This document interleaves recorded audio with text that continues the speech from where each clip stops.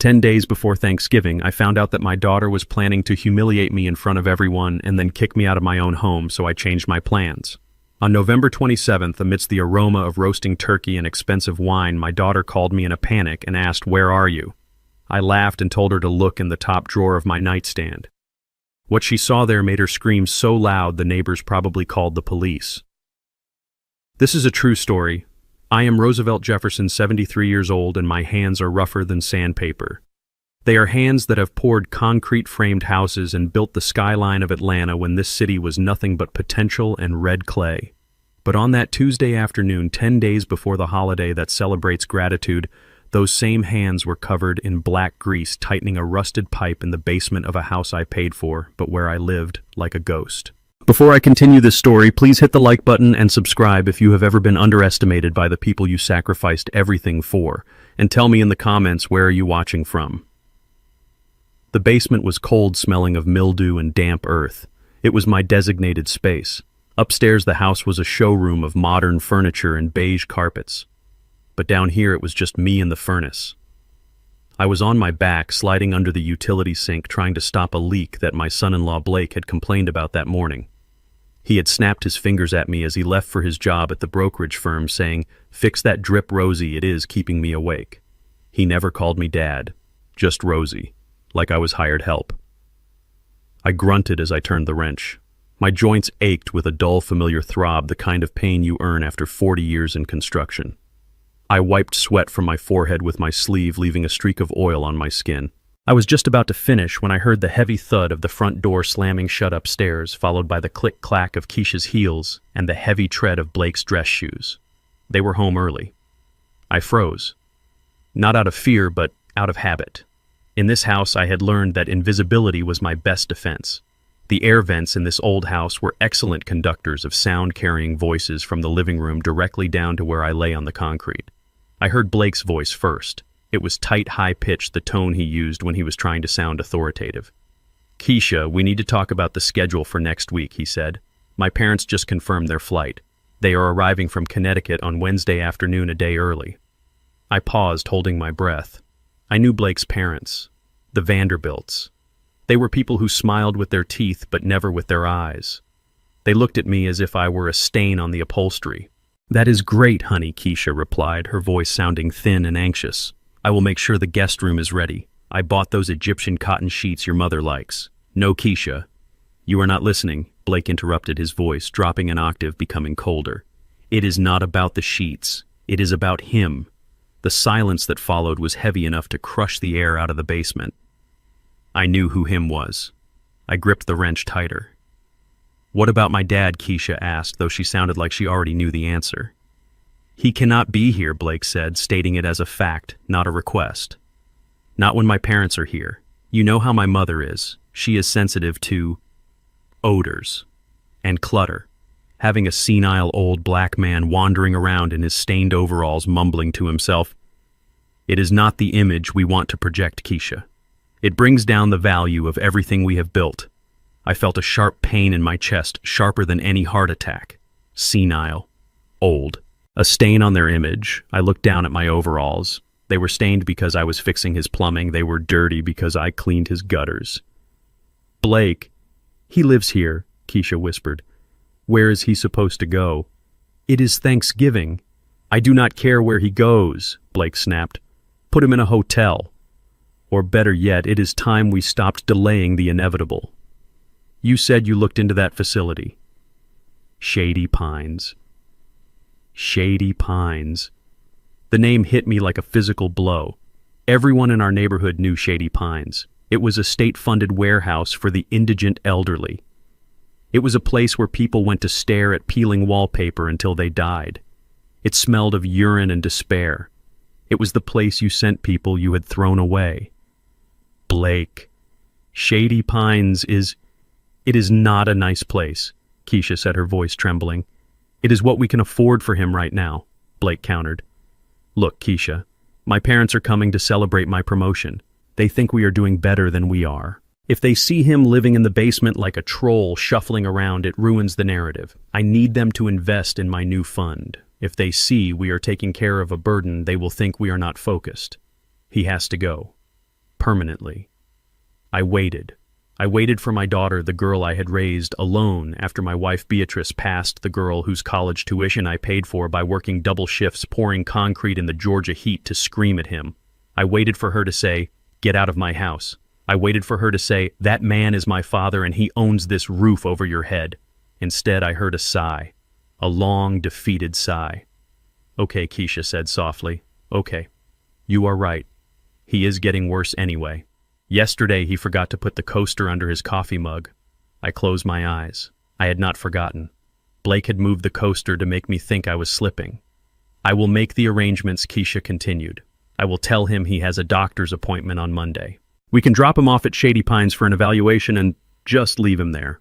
We will tell him it is temporary until the doctors clear him. By the time he realizes Thanksgiving will be over." "Excellent, Blake," said the tension leaving his voice. "You are making the right choice, babe. This is for us, for our future. Now come on, let's go get dinner. I don't want to be here when he crawls out of the basement." Their footsteps faded as they walked toward the kitchen, discussing wine pairings for the turkey. I lay there on the cold concrete floor, the wrench still in my hand. A single tear, hot and angry, rolled down my cheek and mixed with the grease on my face. They were not just kicking me out for the holiday. They were discarding me. They were planning to trick me, drive me to a hellhole, and abandon me there so they could impress some guests with a lie. I thought about the house. I bought this land 30 years ago. I framed the walls. I laid the hardwood floors they were walking on. I put the deed in my name, but I let them live here rent-free for 5 years because Blake said he needed to save capital.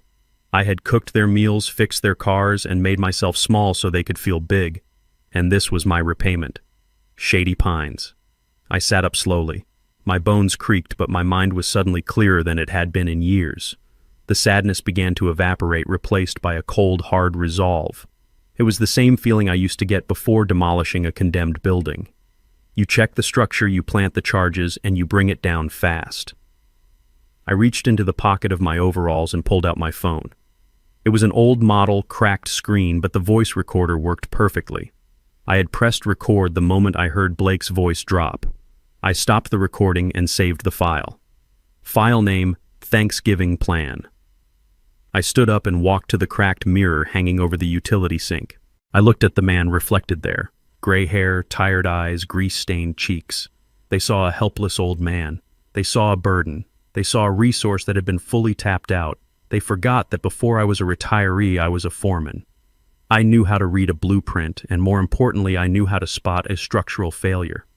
Keisha wanted to send me away. Fine, I would go, but I would not go to Shady Pines, and when I left, I would take the foundation of their lives with me. I turned on the faucet and began to scrub the grease from my hands with a bar of harsh yellow soap. I scrubbed until my skin was raw and red. I was washing away the dirt, but I was also washing away the last remnants of my mercy.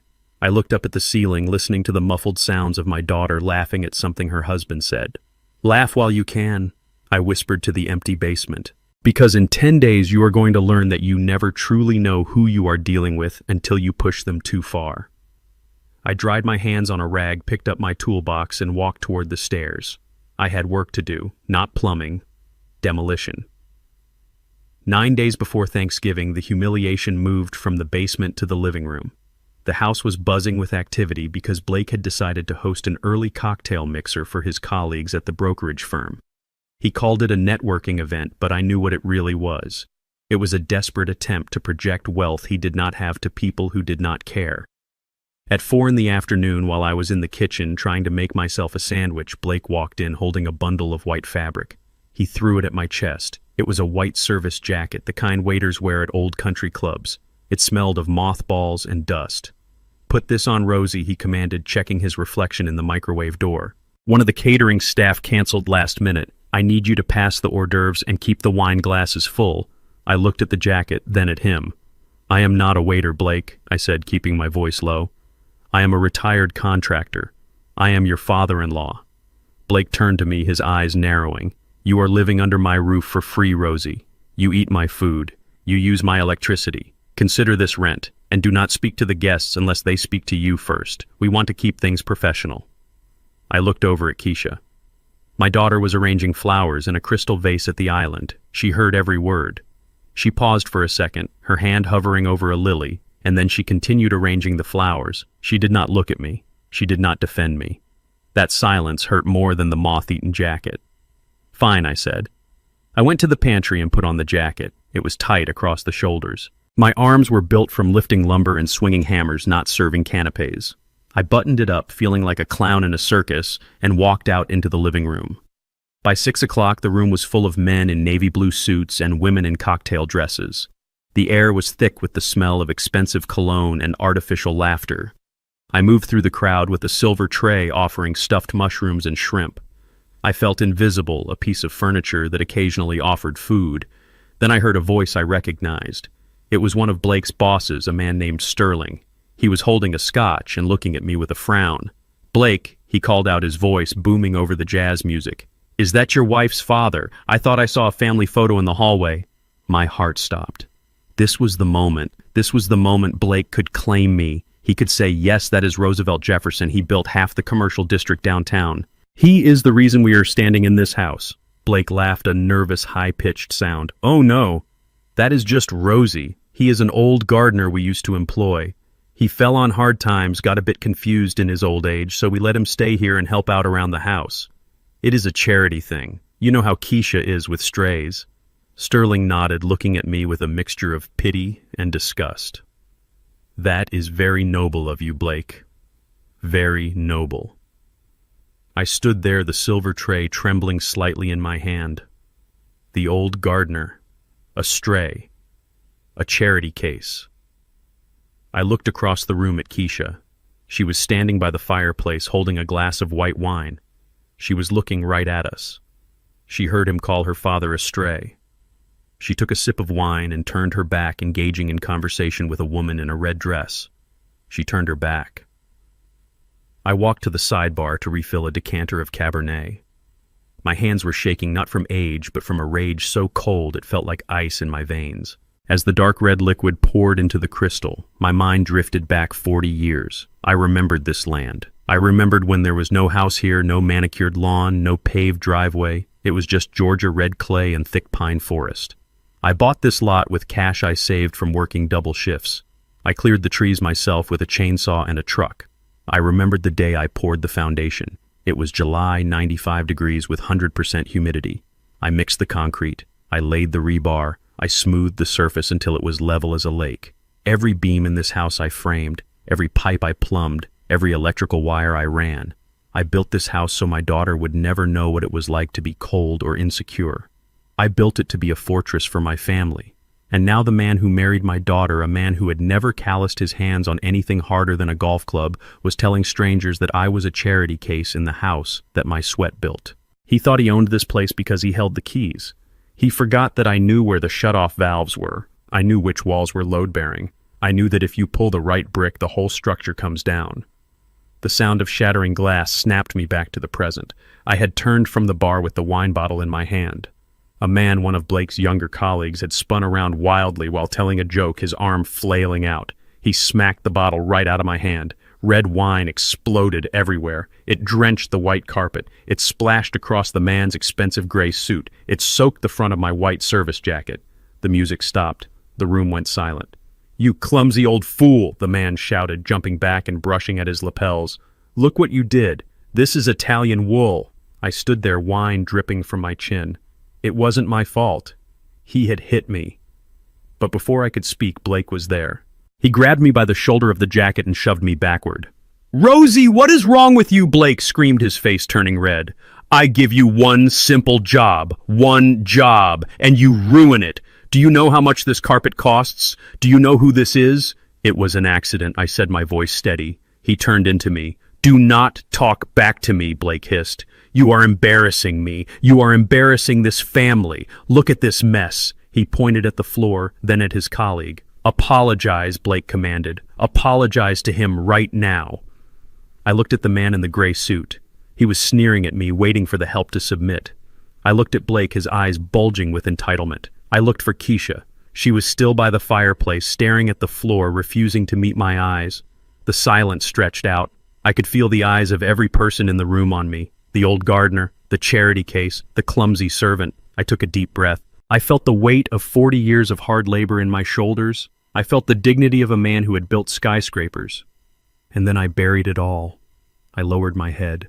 I slumped my shoulders. I let myself become the small, defeated old man they wanted to see. "I am sorry, sir," I mumbled, staring at the wine stain on the carpet. "I am very sorry. I am getting old." My hands shake. "I did not mean to cause trouble." Blake let out a scoff of disgust. "Get a towel, Rosie. Clean this up. And then get out of my sight. Go back to the basement." I got down on my knees. I took the rag from my pocket and began to dab at the red stain on the white carpet. The guests turned back to their conversations, the tension breaking into laughter and whispers about the hazards of hiring cheap help. But as I scrubbed the carpet, I wasn't thinking about the wine. I was doing math. I added the cost of the Italian suit to the ledger. I added the cost of the white carpet. I added the price of the wine. And then I added the price of my dignity. I scrubbed the floor, but in my head I was making a list. I was listing everything I was going to take from them. The house, the car, the reputation, the comfort. Blake thought he had just put a servant in his place. He didn't realize he had just handed the demolition orders to the foreman. I finished cleaning the spot, stood up, and walked toward the basement door with my head bowed. I did not look at Keisha. I did not need to. She had made her choice when she turned her back. I closed the basement door behind me and locked it. I took off the wine-stained jacket and threw it in the trash. I sat down on my cot and pulled out my notebook. Day 9. The humiliation was complete. Now, the eviction could begin. 8 days before Thanksgiving, the house sat in a silence so deep it felt heavy. Blake had left for the city in his leased BMW, projecting the image of a titan of industry, while Keisha had gone to her part-time job at the boutique. They thought they had left the house empty save for the old man in the basement. They forgot that the old man built the walls they were hiding behind. I waited until the electric hum of the garage door motor faded completely. Then I walked up the basement stairs, my boots heavy on the wood I had sanded and stained myself 20 years ago. I headed straight for the one room that was strictly off limits. Blake's home office. The door was locked, of course.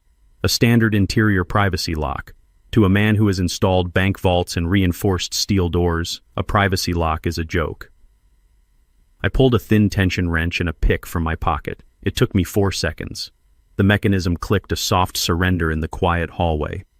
I turned the knob and stepped inside. The room smelled of stale coffee and desperation.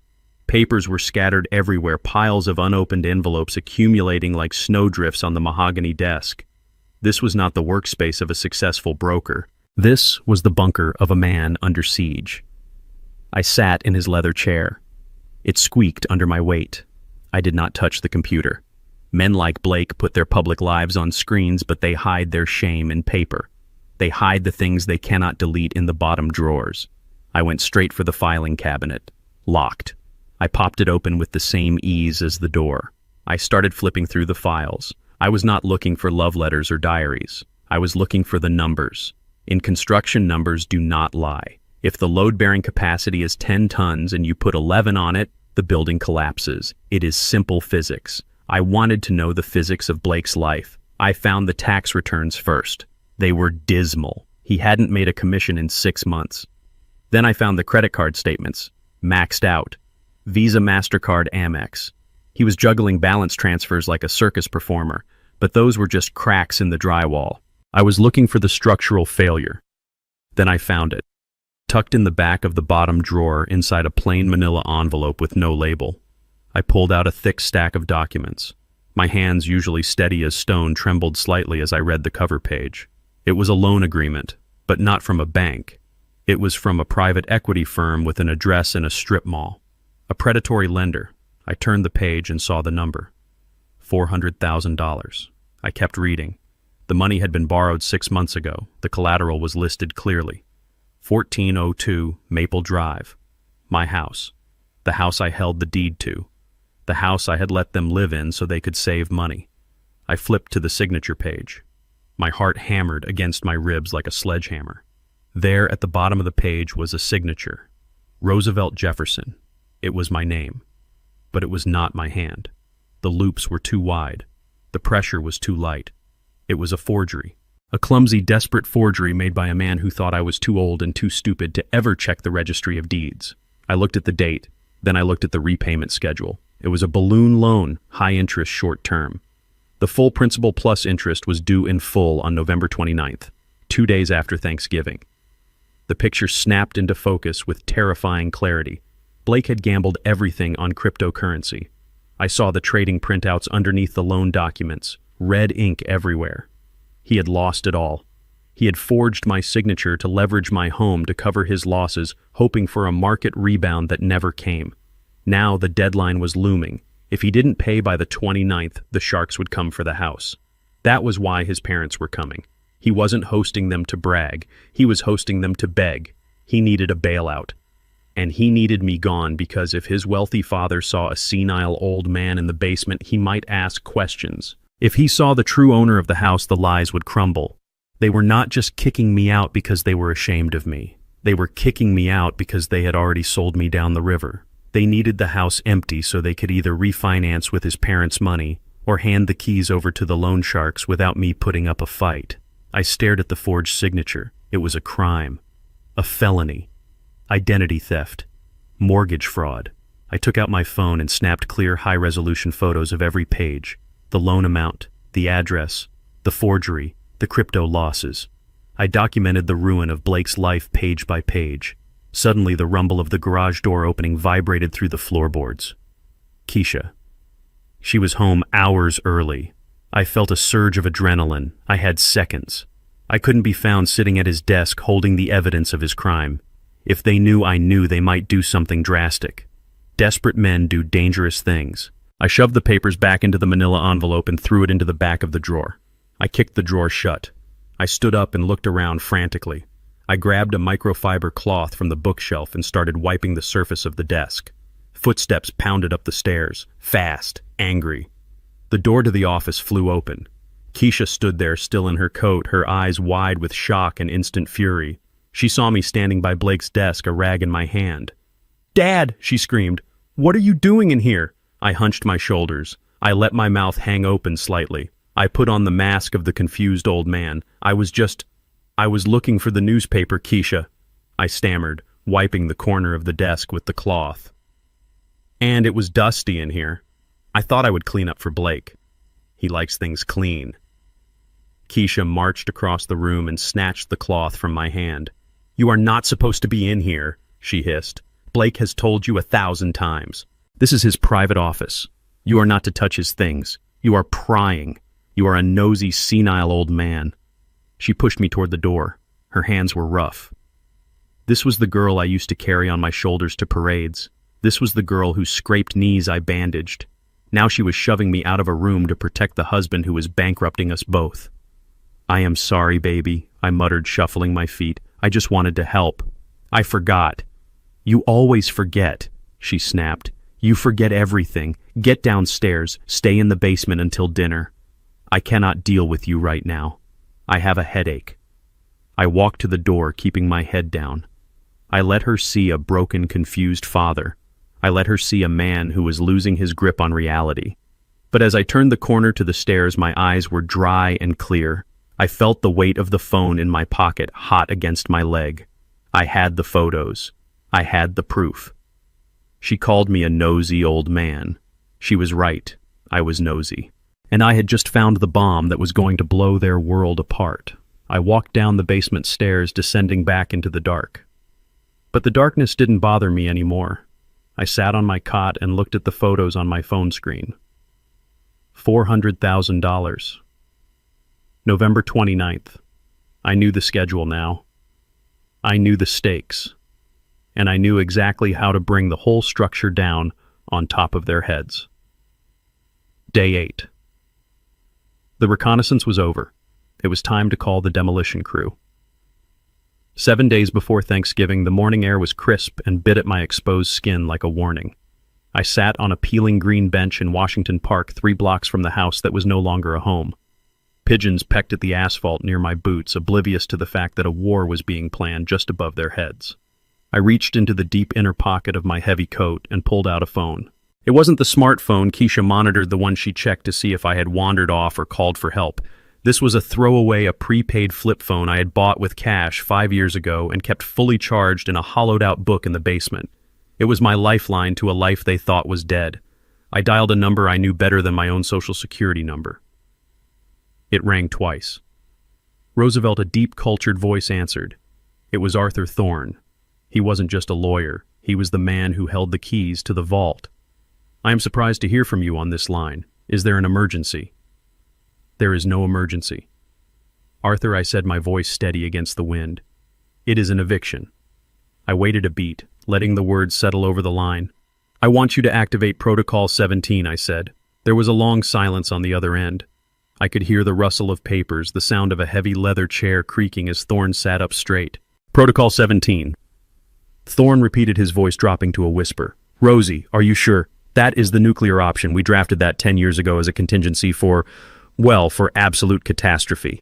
The catastrophe has arrived, I replied. I want you to sell the house at 1402 Maple Drive. But Roosevelt, that is your residence. That is where Keisha lives. Not for long, I said. I want you to sell it immediately, and I want you to sell it to the Falcon Development Group. Thorne gasped. Falcon. Rosie, you know what they do. They are commercial sharks. They have been trying to buy that block for a decade to build a strip mall. If you sell to them, they will not preserve the structure. They will flatten it. That is exactly what I want, I said, staring at a squirrel running up an oak tree. I want a specific clause in the sale contract. Immediate possession, immediate demolition. I want the bulldozers on the lawn the moment the ink is dry. I want the contract signed, sealed, and executed by noon on Thanksgiving Day. Thorne paused. I could almost hear his legal mind racing, looking for a way to talk me down. Rosie, listen to me, he said gently. I know things have been strained with Keisha and that husband of hers. But this is cruel. If you do this, you are putting your own daughter on the street. You are destroying an asset worth $500,000 just to make a point. Can we not just evict them legally? It takes 90 days, but it is cleaner. I do not have 90 days, I snapped. Blake forged my signature on a predatory loan. He owes $400,000 to sharks and the house is the collateral. The deadline is November 29th. If I do not sell it and destroy it before then, the sharks take it anyway and I lose the equity. This way I cash out and Blake is left holding a bag of debt with no asset to back it up. Thorne let out a low whistle. Forgery. That boy has a death wish. He has a death wish, I agreed, and he tried to drag me into the grave with him. They are planning to commit me, Arthur. They want to put me in Shady Pines. They think I am a senile old fool who is in the way. The line went silent again, but this time it was a cold, angry silence. Thorne knew Shady Pines. He knew what that meant. Okay, Thorne said, his voice hard as granite. I understand. Protocol 17 is active. I will draw up the papers today. Falcon Group will jump at this. They will pay cash. They will pay a premium for the speed. Good, I said. And Arthur, make sure the demolition crew is booked for noon on Thursday. I want the turkey to be warm on the table when the walls come down. I will handle it, Thorne said. But Rosie, are you sure about Falcon? You know who sits on that board. I smiled, a thin, humorless expression that no one in the park could see. I know exactly who sits on that board, Arthur, I said. I do. I hung up the phone and snapped it shut. I sat there for a moment, letting the cold air fill my lungs. Arthur Thorne was a good man, but he sometimes forgot the details. He forgot why the Falcon Development Group was called Falcon. He forgot that 30 years ago, when Atlanta was booming and black contractors were being shut out of the big downtown bids, a group of us met in a back room of a barbecue joint on Sweet Auburn Avenue. We pooled our money. We pooled our resources. We created a holding company that didn't have a face, just a name. Falcon. I wasn't just selling my house to a developer. I was selling my house to myself. I owned 15% of Falcon Development Group. My name wasn't on the website. My face wasn't in the annual reports. I was a silent partner, a ghost in the machine. For 30 years, I had used my dividends to reinvest to build a portfolio that would ensure my family never went hungry. Keisha didn't know. Blake certainly didn't know. They looked at my calloused hands and my dirty overalls and saw a laborer. They didn't see the man who owned the building Blake's brokerage firm rented their offices from. They didn't see the man who sat on the board that approved the construction of the very mall Keisha liked to shop at. I had kept it secret to protect them. I wanted them to build their own lives, to find their own strength. I didn't want them to be trust fund babies who never learned the value of a dollar. But Blake hadn't learned. He had just learned how to steal. And Keisha hadn't learned. She had just learned how to betray. I stood up from the bench. My knees popped, but I felt stronger than I had in years. The secret I had carried was no longer a burden. It was a weapon. I was going to sell my house to my own company. I was going to pay myself for the privilege of destroying the roof over my traitorous children's heads and the money from the sale. I would put it right back into the Falcon Fund. It was the perfect circle, the perfect justice. I checked my watch. I had been gone 20 minutes. Keisha would be waking up soon. She would check the basement to make sure the old man was still there, still confused, still helpless. I walked back toward the house, slipping the burner phone back into its hiding place inside my coat. I practiced my shuffle. I let my shoulders slump. I relaxed my face into a mask of benign confusion. Let them think they are in control for a few more days, I thought. Let them plan their dinner. Let them invite their guests. Because when the clock strikes 12 on Thanksgiving Day, they are going to find out that the man they tried to bury is the man who owns the shovel. I turned the corner onto Maple Drive. The house looked peaceful in the morning light. It looked solid. It looked permanent. It was a lie. It was already dust. It just didn't know it yet. 6 days before Thanksgiving, the psychological warfare began in the kitchen. I woke up to the smell of bacon and fresh coffee scents that usually signal a warm family morning. But in this house, they were the opening shots of a coordinated attack on my sanity. I walked into the kitchen wearing my flannel pajamas, shuffling my feet just enough to maintain the illusion of frailty. Blake was leaning against the granite island, holding his smartphone with the camera lens pointed directly at me. Keisha was at the stove, her back rigid.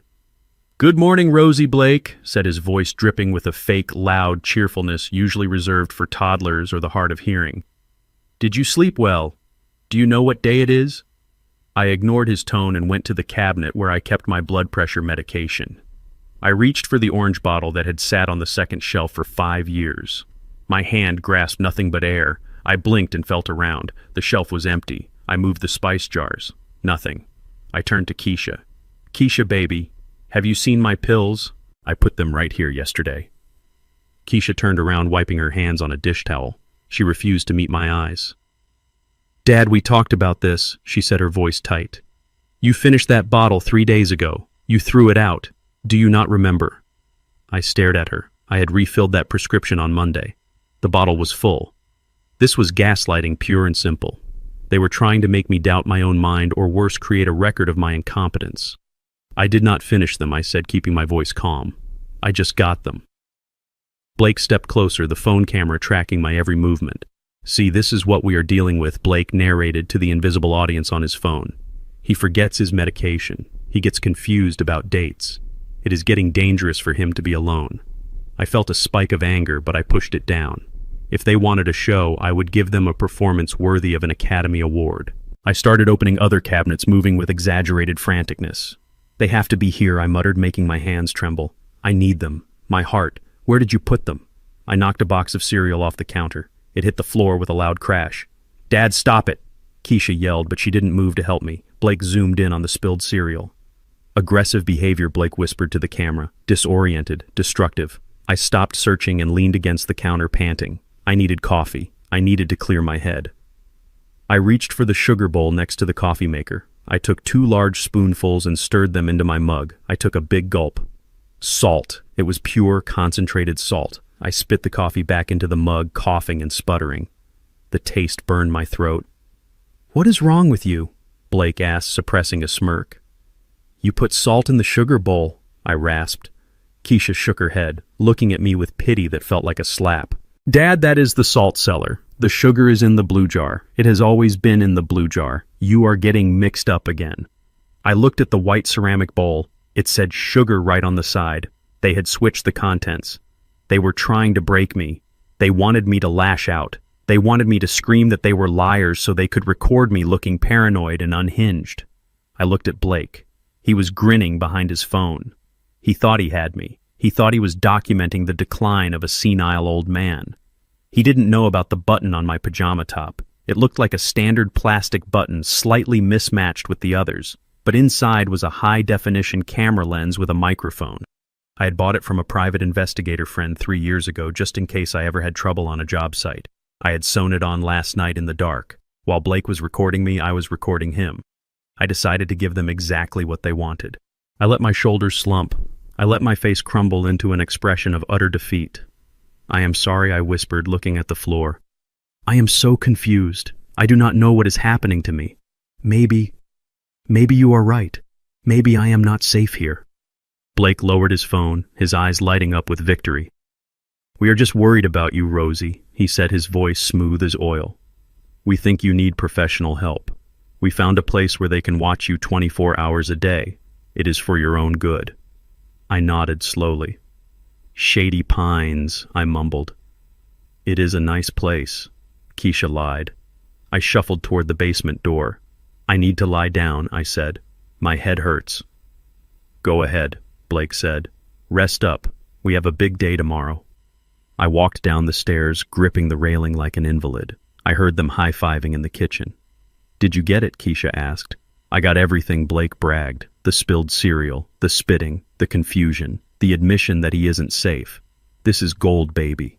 The doctor will have to sign the commitment papers now. We show him this video, and Rosie is in a locked ward by Tuesday. I reached the bottom of the stairs and locked the door behind me. I walked to my cot and sat down. My hands stopped trembling immediately. I spat the lingering taste of salt into the utility sink and rinsed my mouth with cold water from the tap. I reached up and touched the button on my chest. I tapped it twice to save the recording. They thought they were the directors of this movie. They thought they were editing the narrative of my life. They didn't realize they were just actors in a documentary about their own destruction.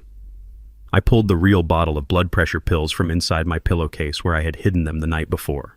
I knew they would come for the meds. It was the oldest trick in the book. I took a pill and swallowed it dry. Then I pulled out the burner phone. I had a message from Thorne. "The Falcon Group is ready. Papers are drafted. Demolition crew is on standby." I typed a reply.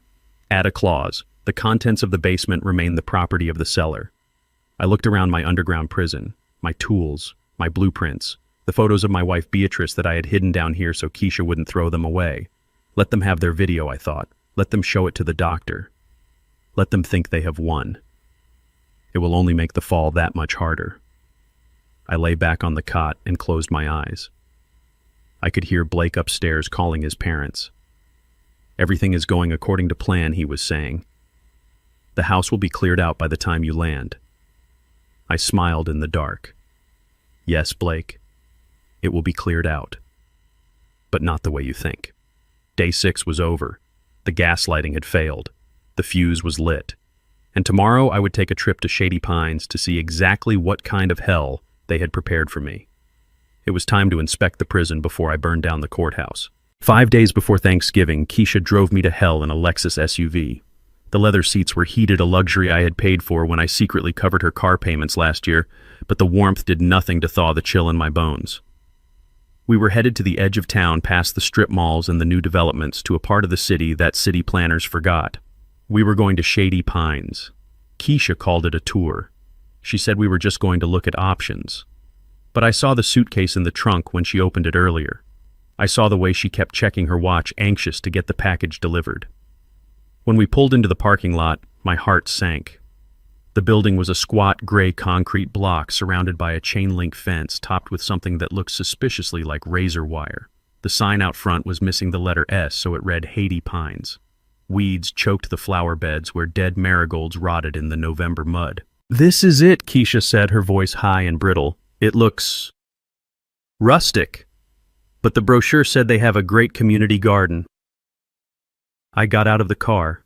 The air smelled of diesel fumes from the nearby highway and something else, something faint and sweet and terrible, decay. We walked to the front door. The electronic lock buzzed angrily and a heavy steel door swung open. The smell hit me instantly. It was a physical wall of industrial bleach, boiled cabbage, and unwashed bodies. It was the smell of a place where people go to wait for the end. A woman in scrubs that were 2 sizes too small met us at the desk. She didn't look at me. She looked at Keisha's designer handbag. "You must be the daughter," the woman said, snapping gum. "And this is the admission." "My father," Keisha corrected quickly. "We have an appointment for a tour." "Right," the woman grunted. "Follow me. Don't touch the walls. We just painted." We walked down a long corridor under flickering fluorescent lights that buzzed like trapped flies. The linoleum floor was scuffed and sticky. On either side, doors stood open, revealing rooms the size of closets. In each one, 2 hospital beds were crammed together, separated only by a thin, stained curtain. I looked into room 104. An old man was sitting in a wheelchair facing the corner. He was wearing a hospital gown that was open at the back. He was shivering. "Look, Dad," Keisha said, pointing to a bulletin board with a single flyer for a bingo night that had happened 3 months ago. "They have activities. You love games. You will make so many friends here." I looked at the friends. A line of residents sat in the hallway in wheelchairs slumped over chins on their chests. They were sedated. Drool glistened on their chins. No one was talking. No one was playing bingo. They were staring at a blank wall where a television should have been. "It is very peaceful," Keisha lied, her eyes darting around, refusing to land on the human misery in front of us. "You need peace, Dad. The house is too chaotic for you with Blake's work and the guests coming. Here you can just relax." We reached the cafeteria. It was a room with folding tables and plastic chairs. A worker was slopping something gray and lumpy onto plastic trays. "The food is nutritious," Keisha stammered. "And look, big windows." The windows looked out onto a brick wall and a dumpster. I stopped walking. I stood in the middle of the hallway, surrounded by the moans of the forgotten. I looked at my daughter. Keisha was 35 years old. I remembered holding her when she was a baby, promising her that I would always keep her safe. I remembered sitting up with her when she had the chickenpox, reading her stories until my voice gave out. I remembered paying for her braces, her prom dress, her college tuition. I had built her a life, brick by brick. And this was her return on that investment. A room in a warehouse that smelled of death. "Dad, please," Keisha whispered, grabbing my arm. Her grip was tight, desperate. "Do not make a scene. This is the best we can do. It is expensive to live in the city. Blake says this is the only way we can get ahead. You want us to be happy, don't you?" She was pleading with me to agree to my own incarceration so her husband could buy a new boat. She was asking me to die quietly so she wouldn't have to feel guilty. I looked at her face. I searched for the little girl who used to cry when she stepped on a bug. She was gone. In her place was a woman consumed by the need to please a man who despised her heritage and her father. I saw the greed in her eyes, but it wasn't even her own greed. It was a borrowed hunger. She wanted what Blake wanted because she was terrified he would leave her if she didn't give it to him.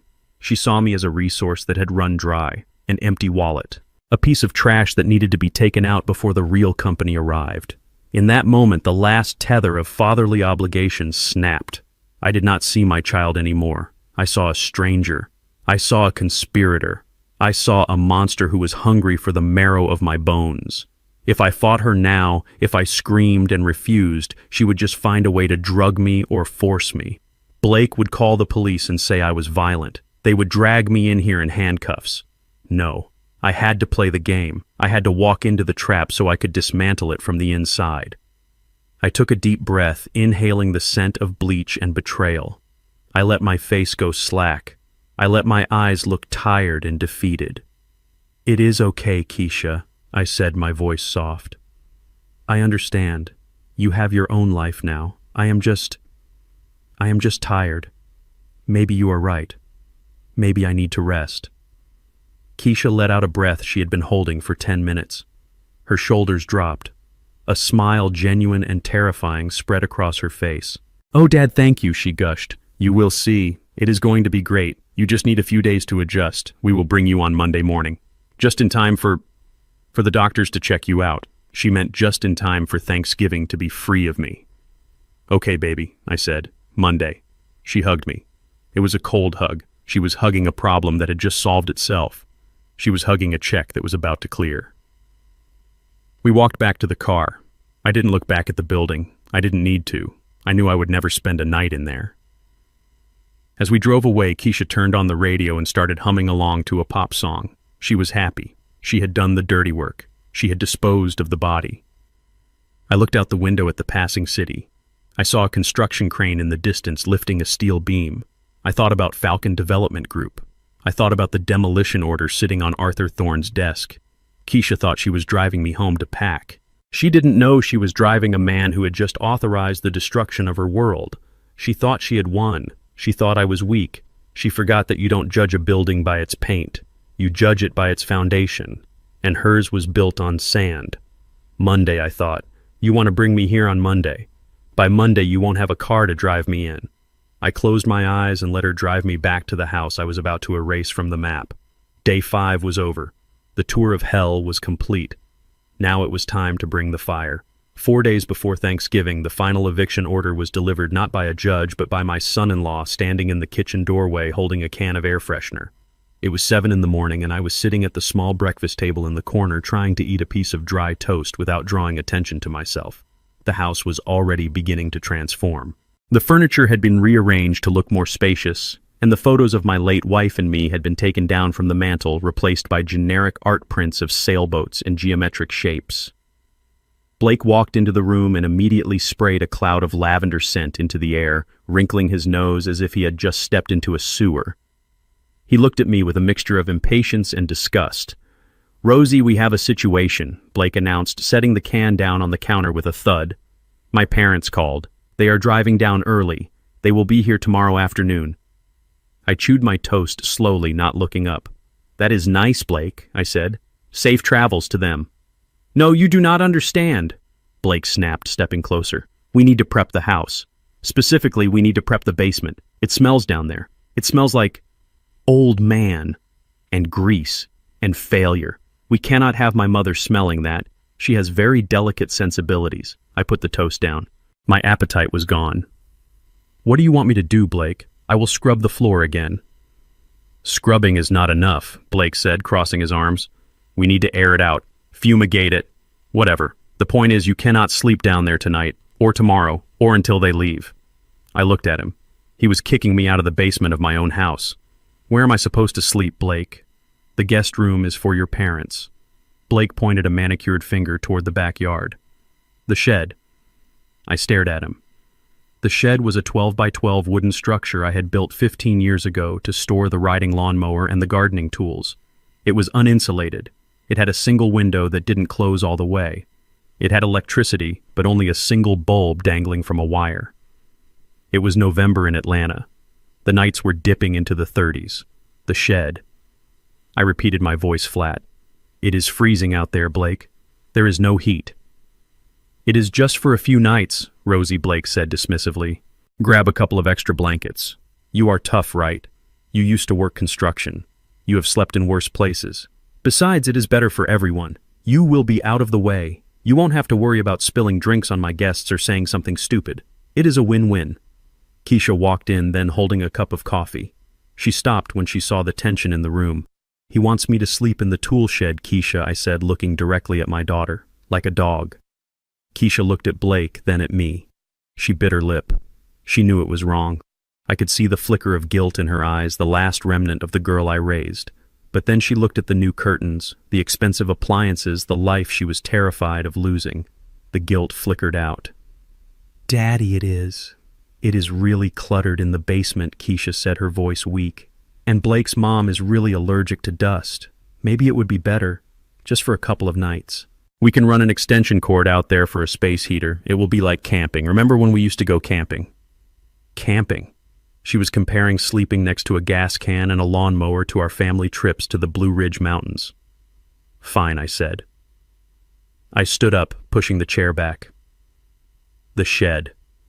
I walked past them, head down, shoulders slumped.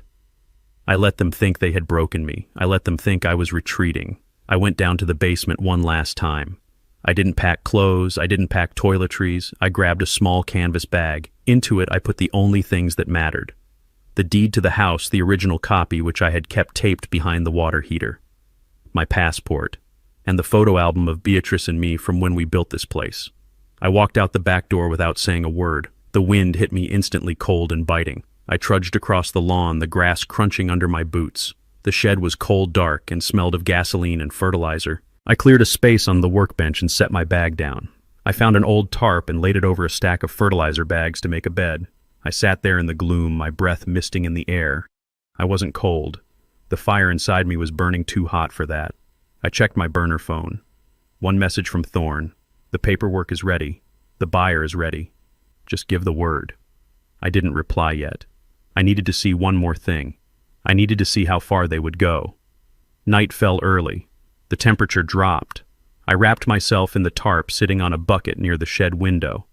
I had a direct view of the back of the house. The kitchen lights were blazing. I could see Keisha and Blake moving around, laughing, drinking wine. They looked happy.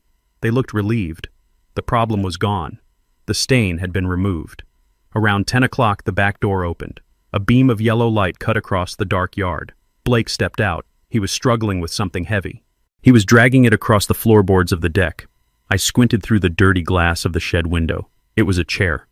My heart hammered against my ribs. It wasn't just any chair. It was the burgundy leather wingback armchair that Beatrice had bought me for our 30th anniversary.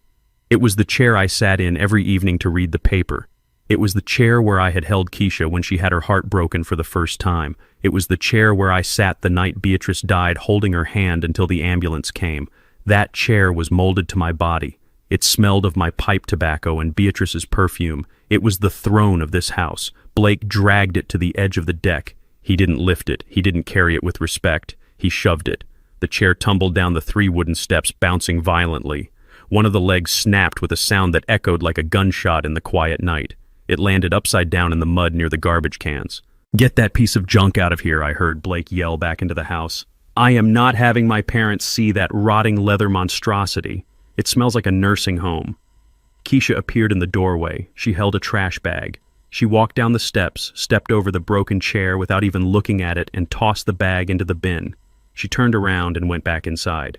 Blake kicked the chair once, hard, as if to make sure it was dead. Then he followed her in and slammed the door. The lock clicked.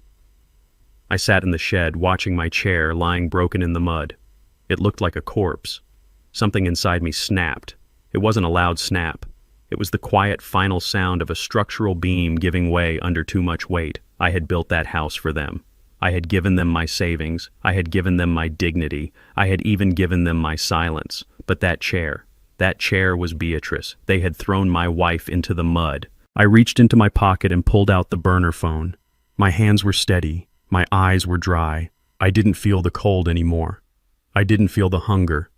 I only felt the absolute clarity of a man who has nothing left to lose because it has all been taken from him. I dialed Thorne's number. It went to voicemail. "Execute the contract," I said into the phone. "Noon on Thursday. Tell the demolition crew to bring the big excavators. I want the foundation dug up. I want the earth salted." I hung up. I looked at the house one last time. It glowed warmly in the night, a beacon of comfort and family. "Enjoy it, Blake," I whispered to the cold air. "Enjoy the warmth. Enjoy the wine. Enjoy the illusion that you are the king of the castle.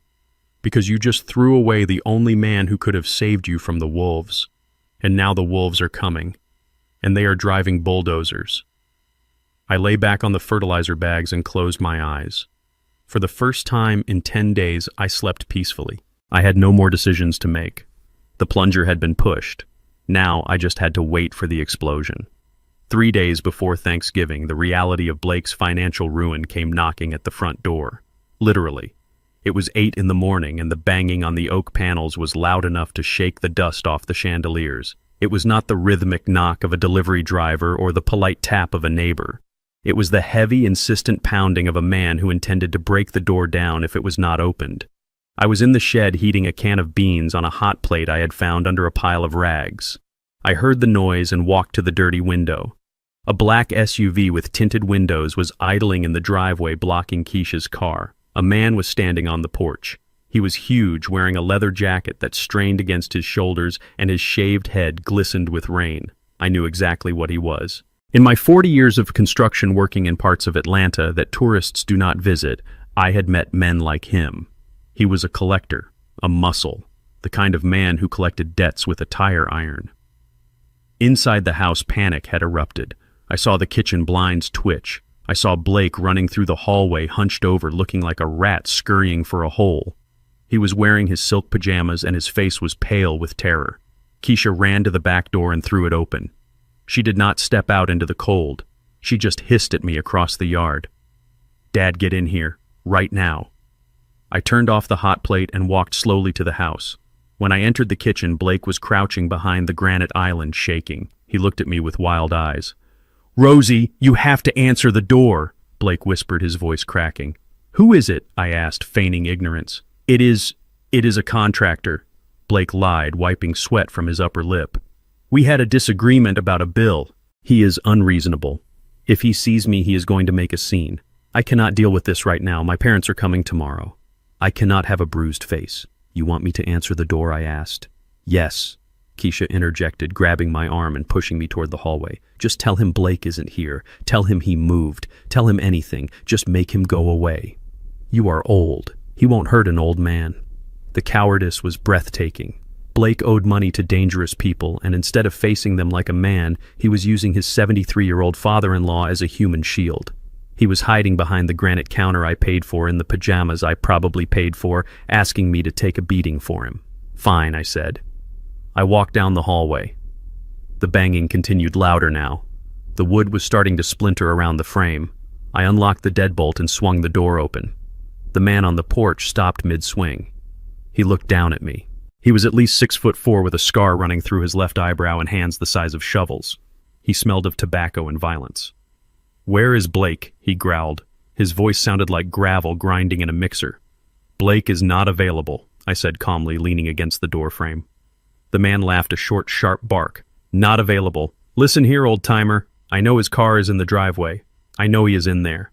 You tell that little thief that he owes 400 grand and the interest just went up. You tell him if he does not come out here, I am coming in there and I am going to start breaking things. Starting with you." He stepped forward, invading my personal space. He grabbed the lapel of my flannel shirt and yanked me toward him. He lifted me onto my toes. His fist drew back. I did not flinch. I did not blink. I looked him dead in the eye. I saw the tattoo on his neck. A small, stylized spiderweb with a crown in the center. I knew that symbol. And more importantly, I knew the history of the building where that symbol was born. "Wait," I said. My voice was not loud, but it had the steel timbre of a foreman giving an order on a dangerous site. The man paused, his fist hovering inches from my face. "Before you throw that punch, son," I said, keeping my eyes locked on his, "I want you to deliver a message for me." The man frowned, confused by my lack of fear. "A message? You think you are in a position to send messages, old man? I want you to go back to your boss," I said, lowering my voice to a whisper that only he could hear. "I want you to tell Solomon Cobb that Roosevelt Jefferson says hello." The man froze. His eyes widened slightly. The name Solomon Cobb was not a name you spoke lightly in this city. He was a myth, a ghost, the man who ran the numbers, the unions, and the streets for 30 years. "You do not know Solomon Cobb," the man sneered, though his grip on my shirt loosened slightly. "I poured the foundation for his first club on Peachtree Street in 1982, I whispered. "I built the safe room in his grandmother's house in Vine City because he did not trust anyone else to do it. I fixed the roof of the church where his daughter got married. Ask him who Rosie is. Ask him about the concrete job at the Blue Flame." The color drained from the man's face. He looked at me, really looked at me, searching for the truth in my weathered face. He saw the calluses. He saw the eyes of a man who had seen things. He let go of my shirt. He stepped back, smoothing the fabric he had just wrinkled. His aggression evaporated, replaced by a sudden awkward respect. He looked like a schoolboy who had just realized he was yelling at the principal. "Mr. Jefferson," he stammered. I did not know. The paperwork just said Blake Anderson. Nobody said anything about family." "It is okay, son," I said, adjusting my collar. "You are just doing your job. But you tell Solomon that Blake is my problem, and I will handle him. Tell him the debt will be settled on Thursday." "Thursday," the man repeated, nodding vigorously. "Yes, sir. Thursday. I will tell him. I apologize for the disturbance, sir. Maximum respect." He backed away down the porch steps, keeping his head lowered. He got into the black SUV and drove away slowly without squealing the tires. I closed the door and locked it. I stood there for a moment, listening to the silence. I had not spoken Solomon Cobb's name in 20 years. I walked back to the kitchen. Blake was slowly rising from behind the island, peeking over the top like a prairie dog. Keisha was clutching her chest, looking pale. "Is he gone?" Blake whispered. "He is gone," I said, walking past them to get a glass of water. "What happened?" Keisha asked, her voice trembling. "We heard shouting." "Did he hurt you?" He realized he had the wrong house. I lied. I told him nobody named Blake lived here anymore. He was confused. He left. Blake let out a long, shaky breath and slumped against the counter. He laughed a hysterical, breathless sound. "Oh my God," Blake gasped. "The idiot believed you. He actually believed you." He looked at me, his arrogance rushing back in like a tide now that the danger was gone. "You see? Keisha, Blake said, grinning. I told you he would be useful. Who would hurt a confused old man? It was the perfect disguise. Good job, Rosie. You actually did something right for once. You confused him with your senile act. Keisha nodded, wiping tears of relief from her eyes. Yeah. Good job, Dad. You really sold it. They looked at me with a mix of relief and renewed condescension. They thought I had bumbled my way out of a beating. They thought my frailty was their shield. They had no idea that the only reason they were not in the hospital right now was because I had called in a favor from a past they did not know existed. They did not know that I had just bought them 48 hours of safety not to save them, but to ensure they were present for their own execution on Thursday. Go back to the shed, Rosie Blake said, opening the fridge to grab a beer. We need to calm down and stay out of sight. If he comes back, we need him to think the house is empty. I walked out the back door. I returned to the cold shed and my half-eaten beans. Blake owed $400,000 to Solomon Cobb. I knew Solomon. He was a businessman. He would get his money. And when he found out that the house he was supposed to take as collateral had been demolished by the owner, he would be very unhappy. But he wouldn't be unhappy with me. He would be unhappy with the man who forged the signature. I took a bite of cold beans. Thursday, I thought, noon. The timeline was locked, the players were in place, and Blake just thought he had gotten lucky. Luck runs out. Concrete is forever. Day 2, before Thanksgiving, the betrayal was formalized on 24-pound bond paper. Keisha came to the shed at noon. She did not bring lunch. She brought a clipboard and a black ballpoint pen. Her face was pale and her eyes were darting around the yard as if she expected the police to jump out from behind the azalea bushes. Dad, come to the kitchen, she said, her voice tight. We need to handle some paperwork before the holiday. It is urgent. I followed her into the house. The kitchen was warm, smelling of cinnamon and cloves, a scent that used to mean family but now just smelled like a cover-up. Blake was not there. He was likely hiding in the office watching the driveway for the loan shark, terrified that my message to Solomon Cobb wouldn't hold. It was just me and my daughter. Sit down, Dad, she commanded, pointing to a stool at the island. She placed a thick stack of documents in front of me. They were clipped together with a heavy binder clip. She flipped to the last page, covering the text of the document with her hand, leaving only the signature line exposed. There was a little sticky note with an arrow pointing to the line that said, Grantor. What is this, baby? I asked, letting my voice waver. My hands were trembling, but not from age. I was vibrating with the adrenaline of a man who is about to catch a thief in the act. It is for your medical insurance, Keisha lied. She spoke too fast. The words tumbled out of her mouth. With the new healthcare laws, we need to update your coverage. This just authorizes the doctors to treat you if you get sick. You know, like if you have a fall or a memory lapse. We just want to make sure you are safe, Daddy. I looked at the paper. I reached out to lift her hand so I could read the text. Keisha slammed her hand down, pinning the paper to the granite. Do not read it, Dad, she snapped. It is just legal jargon. It is boring. You would not understand it anyway. Just sign the line. We have to mail this by 5 o'clock, or you lose your coverage. Do you want to lose your doctor? Do you want to be sick and have nobody to help you? She was threatening me with my own mortality. She was weaponizing my health to steal my wealth. I knew exactly what was under her hand. It wasn't medical insurance. It was a durable power of attorney. It was a document that would give her and Blake total control over my bank accounts, my pension, and my property. It was the key to the kingdom. I looked at her face. I saw the sweat beading on her upper lip. I saw the way her fingernails were digging into the paper. She was terrified. She needed this signature. Without it, they couldn't sell the house. Without it, they couldn't pay the shark. Without it, their lives were over. Where are my reading glasses? I asked, patting my chest pocket. I cannot sign anything without my glasses, Keisha. You know that. You do not need them, she practically screamed, shoving the pen into my hand. Just sign your name, right there. Just write Roosevelt Jefferson. Do it for me, Dad, please. If you love me, you will just sign it, if I love her. She was using love as a lever to pry open my coffin. I took the pen. I held it awkwardly, making my hand shake violently. I let the tip of the pen hover over the paper. I looked at her one last time. I wanted to see if there was any hesitation, any remorse, any sign that my daughter was still in there. There was nothing, just greed and panic. Sign it, she whispered. I lowered the pen. I remembered the thousands of contracts I had signed in my career. change orders, liability waivers, payroll checks. My signature was a precision instrument. It was sharp, legible, and authoritative. But today Roosevelt Jefferson did not sign that paper.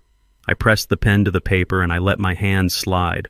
I didn't write my name. I wrote a jagged, looping scrawl that looked like a seismograph of an earthquake. It was nonsense. It was a chaotic mess of ink that bore no resemblance to my legal signature. It looked like the mark of a man who had lost his mind. But more importantly, hidden within the jagged loops, if you looked very closely with a magnifying glass, the letters did not spell Roosevelt. They spelled, I know. I finished the scrawl and let the pen drop from my fingers. It rolled across the counter and hit the floor. There, I rasped. Is that good? Keisha snatched the paper away before the ink was even dry. She stared at the signature. For a second, I thought she would catch it. I thought she would see that it was garbage. But she didn't see the signature. She saw the salvation. She saw $400,000. She saw freedom. It is perfect, Dad. She breathed, her eyes lighting up with a manic joy. It is perfect. You did a good job. She gathered the papers and hugged them to her chest like a newborn baby. Now go back to the shed, she said, her voice suddenly cold and dismissive again. I have to mail this. And stay out of the way. The caterers are coming tomorrow morning. I stood up slowly. My knees cracked. I walked to the back door. Thank you for taking care of me, Keisha, I said, my back to her. Yeah, she muttered, already pulling out her phone to call Blake. Just go, Dad. I walked out into the cold afternoon. I heard her squeal with delight through the glass. I got it, Blake, I heard her shout. He signed it. We own him. We own everything. I walked back to the shed, the wind biting at my face. I sat down on my cot and pulled out the burner phone. They thought they had a power of attorney. What they actually had was a piece of paper with a scribble on it that no court in Georgia would uphold. It was legally worthless. It was trash. But it served its purpose. It gave them false confidence.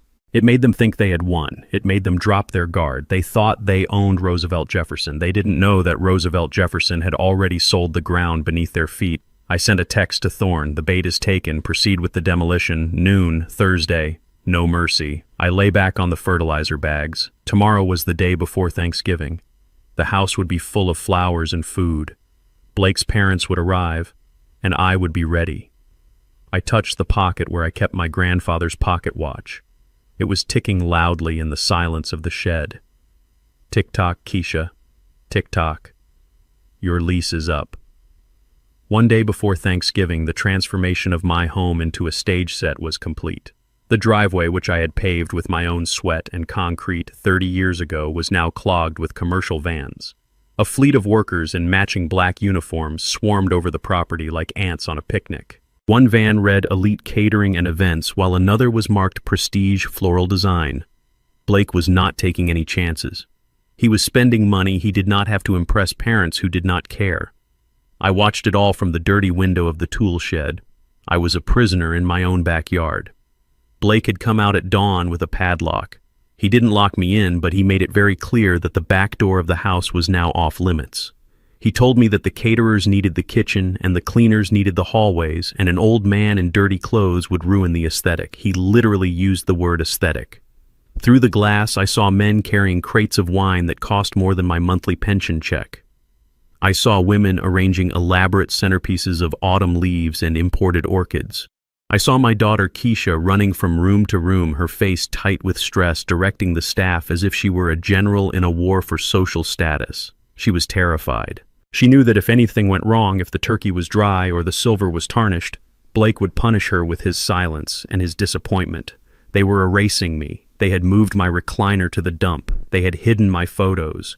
Now they were scrubbing my very essence from the floorboards. To them, I was already a ghost, a problem that had been solved by a signature on a fake legal document. They thought I was sitting in the shed defeated, waiting to be carted off to the nursing home on Monday. They did not look out the window. If they had, they might have seen that the old man was not crying. He was cleaning his boots. He was preparing his suit. He was checking the time.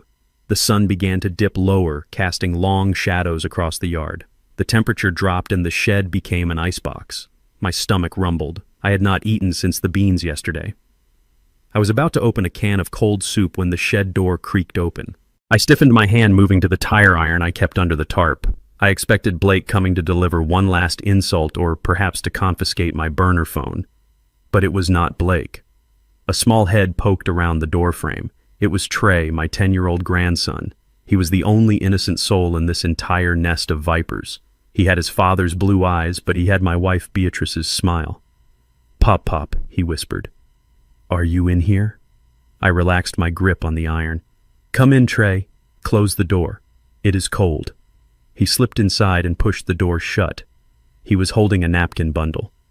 "I brought you a biscuit," he said, handing it to me.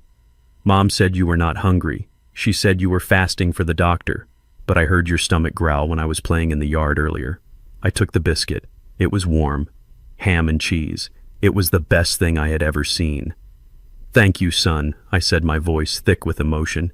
"Your mother is mistaken. I am very hungry."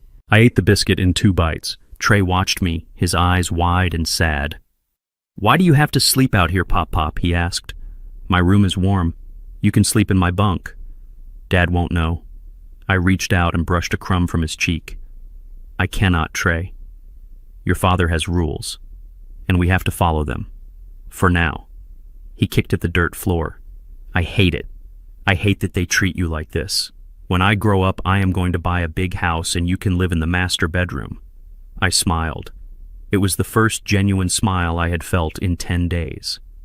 "Trey," I said, looking him deep in the eyes, "I need you to listen to me very carefully. You are a good boy. You have a good heart. Do not let this house change that. Do not let your father change that." I reached into the bottom of my left work boot. I pulled out a small velvet pouch. Inside was a single card. It was made of black titanium. It was heavy cool to the touch. It was an American Express Centurion card. The black card. Invitation only. Unlimited spending power. It was linked to the Falcon Development Group's primary trust, of which I was the sole beneficiary. I took Trey's small hand and pressed the card into his palm. "What is this?" he asked, looking at the black metal. "It looks like a credit card, but it is heavy." "It is a key," I said. "It is a key to a future where you never have to be like your father." I closed his fingers over it. "You hide this, Trey. You hide it in your best hiding spot. You do not show your mom.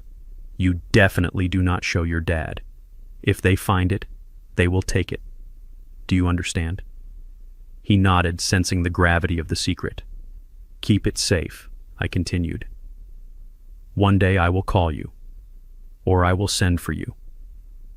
When I do, you bring this card. Until then, it is our secret. Can you keep a secret for Pop Pop?" "I promise," he whispered. "Good. Now go back inside. They will be looking for you. And Trey. Tomorrow, no matter what happens, no matter what noises you hear or what people say, you remember one thing. Pop Pop loves you, and Pop Pop did not leave you. I am just fixing the foundation." He hugged me tight. He smelled of soap and childhood innocence. I hugged him back, imprinting the feeling of him in my memory because I knew that after tomorrow I might not see him for a long time. "Go," I said gently. He slipped out the door and ran back toward the warmth of the house. I watched him go. He was the only thing I was leaving behind that had any value. I waited until the lights in the house began to go out one by one. The caterers left. The cleaning crew packed up their vans. Blake and Keisha went upstairs to the master bedroom, probably to dream about the money they thought they had secured with my signature. Silence fell over Maple Drive. I pulled out my burner phone. It was fully charged. I dialed Arthur Thorne. He answered on the first ring. He knew what night it was. Roosevelt Thorne said, "Are you safe?" "I am safe," I replied. "The question is the equipment ready?" "It is staged 3 miles out," Thorne confirmed. 3 Caterpillar excavators and a demolition crew of 12. They have the permits, they have the ownership documents, they have the disconnect orders for the utilities. "And the police?" I asked. "I spoke to the precinct captain personally," Thorne said. "He has seen the deed transfer. He knows Falcon Development Group is the legal owner of the property as of yesterday morning. He knows that any occupants currently in the dwelling are technically squatters. He has agreed to stand down and let the property owner exercise his rights to clear the land." "Good," I said. "What time?" Rosie Thorne asked. I looked at the house. I imagined the turkey in the oven. I imagined Blake's parents sitting at the dining table judging the silverware. I imagined Keisha trying to pour wine with a steady hand. "Noon," I said. 12 o'clock sharp. I want the first bucket to hit the front porch right as they sit down to eat. Are you sure? Thorne asked one last time. There is no going back after this. This is scorched earth. They put me in a shed, Arthur, I said, my voice devoid of any warmth. They forged my name. They stole my dignity. They tried to erase me. I paused. Sanctuary is closed. Flatten it. Understood, Thorne said. See you at noon. I hung up the phone. I lay back on the fertilizer bags and stared at the roof of the shed. It was my last night in this backyard. Tomorrow there would be no backyard. There would be no house. There would be no lies. There would only be truth. And truth is heavy. Truth is loud. Truth looks a lot like a wrecking ball. I closed my eyes and waited for the sun to rise on Thanksgiving Day, the day of gratitude. And I had a lot to be grateful for. I was grateful that I had the power to show them exactly who they had messed with. Let them sleep. Let them dream. The wake-up call was coming. It was 4 in the morning on Thanksgiving Day, and the world was wrapped in a thick gray fog that swallowed the streetlights and muted the sleeping city of Atlanta. The air was damp and cold, the kind of chill that seeps into the wood of old buildings and the bones of old men.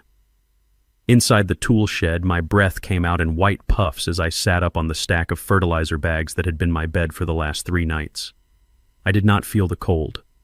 My blood was running hot with the adrenaline of a man who is about to walk out of prison. I stood up and stripped off the flannel shirt and the stained denim overalls I had worn for the last week. I let them fall to the dirt floor in a heap. They were the costume of the confused, helpless grandfather my daughter thought she knew. They were the rags of the victim. I kicked them into the corner near a rusted lawnmower blade. I would never wear them again. I reached for the garment bag I had hidden behind a stack of plywood. I unzipped it slowly, the sound loud in the small space. Inside hung my armor.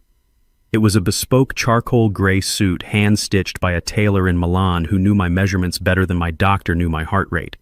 The fabric was Super 150s wool, soft as butter and tough as steel. I dressed in the semi-darkness, guided by the muscle memory of a man who had worn suits like this for 30 years in boardrooms my son-in-law could not even get a janitorial job in. I buttoned the crisp white dress shirt, feeling the starch against my skin. I tied the silk tie in a perfect Windsor knot, the crimson fabric gleaming even in the dim light. I pulled on the socks made of Egyptian cotton. Finally, I slipped my feet into a pair of black alligator skin loafers that cost more than the car Blake drove to his failed job. I stood in the center of the shed and adjusted my cuffs. I reached into the pocket of the suit jacket and pulled out a gold pocket watch. It was not the cheap watch I wore around the house. This was a Patek Philippe, a gift from the board of directors of Falcon Development Group when we closed the deal on the Midtown skyscraper project. I checked the time. 4:15. Right on schedule. A low, powerful hum began to vibrate through the thin wooden walls of the shed. It was not the rattling engine of a garbage truck or the whine of a commuter car. It was a deep, throaty purr that signaled raw power wrapped in velvet. I opened the shed door. The fog swirled around the yard, obscuring the house where my daughter and her husband slept, dreaming of the money they thought they had stolen from me. I stepped out into the mist. There, idling in the alleyway behind the back fence, was a Phantom. A Rolls-Royce Phantom extended wheelbase painted a black so deep it looked like a hole in the universe. The Spirit of Ecstasy hood ornament caught the reflection of a distant streetlight glowing like a silver angel of vengeance. The rear door opened. A man stepped out. He was 6'2", built like a linebacker, wearing a black suit that fit him perfectly. It was Marcus, my head of security and personal driver for 20 years. He had parked the car silently, avoiding the gravel, professional to the core. He did not look at the dilapidated shed. He did not look at the muddy yard. He looked at me. He saw the suit. He saw the posture. He saw that Rosie the gardener was gone, and Mr. Jefferson the chairman had returned. "Good morning, sir," Marcus said, his voice low and respectful. "Good morning, Marcus," I replied. The air tasted different now. It tasted clean. I turned back to the shed for one final task. I walked to the workbench where I had eaten cold beans from a can just hours before. I pulled a thick, cream-colored envelope from my inside pocket. On the front, in bold, steady calligraphy, I had written a simple instruction. To Keisha, open when you are desperate. I propped the envelope up against a rusty can of paint thinner. It was the only thing in the shed that was clean. It stood out like a beacon. I knew she would find it. When the bulldozers came, when the reality of her choices crashed down on her, she would come running to the shed looking for her father. She would not find me. She would find this letter, and inside she would find the truth that would haunt her for the rest of her life. I turned away from the workbench. I stepped out of the shed and closed the door. I did not lock it. There was nothing left in there worth stealing. I walked across the frozen mud of the alleyway toward the car. Marcus held the rear suicide door open for me. The interior light spilled out, revealing acres of lamb's wool carpeting and polished walnut veneer. I stopped at the door. I felt a pull, a magnetic tug from the house behind me. It was the instinct of a father, the old habit of checking the locks, checking the windows, making sure the children were safe. I resisted it. I hardened my heart until it was as solid as the concrete foundations I used to pour. I did not look back at the house. I did not look at the window of the room where my grandson slept. I had given him the key to his future. The rest was up to fate. I ducked my head and slid into the back seat of the Rolls-Royce. The leather was soft and smelled of wealth and isolation. Marcus closed the door with a solid, heavy thud that sealed out the cold, the fog, and the betrayal. The silence inside the car was absolute. It was a sanctuary. "Where to, Mr. Jefferson?" Marcus asked, meeting my eyes in the rearview mirror. "Take me to the airfield, Marcus," I said, leaning back and crossing my legs. "The Gulf Stream is fueled and waiting. But first, stop at the 24-hour diner on Piedmont. I want a real cup of coffee." And Marcus, "Yes, sir. Drive slowly. I want to enjoy the ride." The car pulled away from the curb, gliding over the potholes of the alley as if they did not exist. We turned onto the main street, the headlights cutting a path through the fog. I watched the neighborhood pass by through the tinted glass. The houses were dark. The families inside were sleeping secure in their homes. My family was sleeping too. But they were sleeping inside a time bomb, and the timer had just ticked down to 0. I reached for the crystal decanter in the center console and poured myself a glass of sparkling water. I took a sip. It was cold and sharp. I was gone. Roosevelt, the burden, was gone. Roosevelt, the victim, was gone. The king had returned to his board. And he had just made his move. Checkmate. At 10 o'clock on Thanksgiving morning, the enemy breached the perimeter. They did not come with guns or tanks, but in a rented Lincoln town car that pulled into the driveway I had paved with my own sweat. I was miles away at 30,000 feet, sipping coffee in a leather armchair, but I knew the scene as intimately as if I were standing in the foyer. I had watched them prepare for this moment for weeks. I knew exactly how Blake would straighten his tie in the mirror, sweating through his undershirt. I knew how Keisha would check her makeup one last time, terrified that a single crack in her foundation would reveal the ruin beneath. The car doors opened and the Vanderbilts stepped out. Richard and Eleanor Vanderbilt.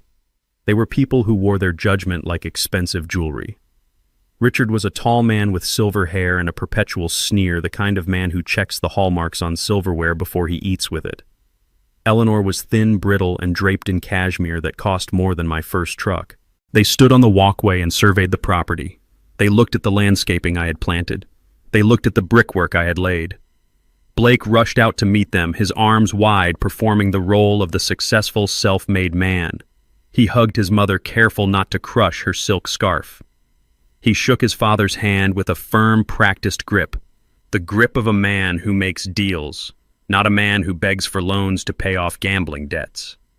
"Welcome to our home," Blake boomed, his voice carrying across the lawn. "We are so glad you could make it down." Richard adjusted his glasses and looked up at the roof line. "It is a sturdy structure, Blake," he noted, his tone implying surprise that his son hadn't bought a shack. "Good lines, very traditional. I assume the neighborhood is stable. It is up and coming." Dad Blake lied smoothly. "Property values are skyrocketing. We got in at the perfect time." They walked inside their shoes, clicking on the hardwood floors I had sanded on my hands and knees. Keisha was waiting in the hallway, holding a tray of mimosas, smiling so hard her face must have hurt. "Mom, Dad, so good to see you," she chirped. Eleanor Vanderbilt looked at my daughter. She didn't see the woman who worked 2 jobs to support her son's fantasies. She saw an accessory. "The house looks lovely, Keisha." Eleanor said, her eyes darting to the corners of the ceiling looking for cobwebs. Very clean. Blake tells me you finally cleared out the clutter. Keisha stiffened. She knew what clutter meant. It meant me. Yes, Keisha said quickly. We did a big purge. We wanted everything perfect for your visit. Excellent, Richard said, taking a mimosa. Nothing worse than holding on to things that have outlived their usefulness. They moved into the living room, admiring the fireplace, the crown molding the built-in bookshelves. Blake took credit for every detail. He told them he chose the wood, he told them he designed the layout, he told them he paid for the renovations with his bonus. They nodded, impressed by the fiction, completely unaware that the architect, builder, and financier of their comfort was currently flying over the Carolinas, holding the detonator to their lives. While Blake poured drinks and spun tales of his stock market victories, Keisha glanced at the grandfather clock in the hall. It was 10:30. The schedule was tight. According to the plan she and Blake had whispered about in the dark, this was the window.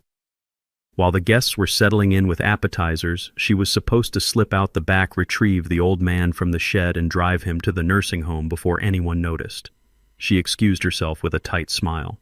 I just need to check on the turkey, she lied. She walked into the kitchen, the smile dropping from her face like a mask. She grabbed her car keys from the counter. She smoothed her dress, took a deep breath, and opened the back door. The morning air was still biting cold. Keisha wrapped her arms around herself and hurried across the lawn toward the tool shed. She hated that shed. It was an eyesore. She had already promised Blake they would tear it down next spring and put in a gazebo. She reached the wooden door. It was closed. She paused, listening. She expected to hear the coughing of a sick old man or the shuffling of boots. She heard nothing. Dad, she hissed, tapping on the wood. Dad, it is time. Get your bag. We have to go. Silence. She frowned. She looked back at the house to make sure no one was watching from the windows. She pulled the latch and swung the door open. The shed was empty. Keisha stepped inside, blinking in the dim light. She saw the pile of fertilizer bags where I had slept. She saw the empty can of beans on the workbench. She saw the heap of dirty overalls in the corner looking like a shed skin. But there was no Roosevelt. Dad, she whispered, panic rising in her throat. She spun around, scanning the small space. He wasn't hiding behind the lawnmower. He wasn't in the corner. He was gone. Her heart began to hammer against her ribs. This wasn't part of the plan. The old man was supposed to be waiting docile and defeated. He was supposed to be a package ready for delivery. Where could he go, she thought frantically. He is senile. He is confused. Then a terrifying thought gripped her. What if he wandered into the house? What if he walked through the front door right now wearing his dirty pajamas, babbling to Blake's parents? What if he told them he lived in the shed? It would ruin everything. The illusion of wealth, the facade of the happy family, it would all shatter instantly. She ran back out into the yard. She checked the side gate. It was latched. She checked the alleyway. Empty. She pulled out her phone and dialed my number. It went straight to voicemail. Damn it, Dad! She cursed, her fingers trembling. Pick up! She stood in the middle of the frozen lawn, torn between searching the neighborhood and rushing back inside to maintain the charade. If she left to look for me, Blake would be furious. If she stayed and I showed up, Blake would be destroyed. She ran back to the shed one last time, hoping she had just missed me. She kicked the pile of overalls. Nothing. She looked at the workbench again. She saw the rusty paint cans. She saw the old tools. In her panic, her eyes swept right over the cream-colored envelope propped against the thinner can. It was right there, plain as day, to Keisha. But fear makes people blind. She wasn't looking for a message. She was looking for a body. She was looking for a problem she needed to solve. She didn't see the letter. She only saw the absence. She ran back to the house, her heels sinking into the soft earth. She burst into the kitchen, breathless and pale. She leaned against the counter, trying to compose herself before returning to the living room. He is gone, she whispered to the empty room. The old fool is gone. She washed her hands, splashing cold water on her face. She forced the smile back onto her lips. She checked her reflection in the microwave. He probably wandered off to the park, she told herself. He will get lost. The police will find him. It is fine. It is better, actually. If the police find him wandering, it proves he is incompetent. It proves we were right to commit him. She straightened her dress. She took a deep breath. She grabbed a tray of stuffed mushrooms and walked back into the living room. Everything okay, darling? Eleanor Vanderbilt asked, looking up from her wine. Perfect, Keisha said, her voice trembling only slightly. Everything is absolutely perfect. The turkey is cooking beautifully. She looked at Blake. He winked at her, thinking the mission was accomplished, thinking the trash had been taken out. They sat there drinking their mimosas, surrounded by the warmth of the stolen house, celebrating their success. They didn't hear the rumble in the distance. They didn't hear the heavy diesel engines firing up 3 miles away. They didn't know that the clock was ticking down. 10:30. 90 minutes left. At 11:30 in the morning, the dining room of the house on Maple Drive looked like a centerfold from a high-end lifestyle magazine. The mahogany table, which I had refinished by hand 5 years ago, was covered in a lace tablecloth that Eleanor Vanderbilt had probably brought with her from Connecticut just to ensure the linens were up to her standards. In the center of the table sat a 20-pound turkey roasted to a golden brown, glistening under the light of the chandelier. Surrounding it were silver bowls filled with truffle mashed potatoes, glazed carrots, and stuffing made with artisan bread. It was a feast fit for royalty, paid for by the invisible labor of the man who was supposedly rotting in a nursing home. Richard Vanderbilt sat at the head of the table, adjusting his silk napkin on his lap. He looked around the room with a critical eye, nodding slowly as if he were an inspector finally signing off on a project. Eleanor sat opposite him, sipping her wine with a delicate pinky finger extended. To their right sat my grandson Trey, who looked small and miserable in a stiff button-down shirt. He was staring at his plate, his hand clutching something in his pocket.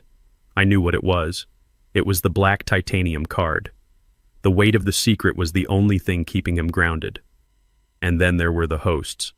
Blake and Keisha sat across from each other, their smiles fixed and brittle. Blake was sweating.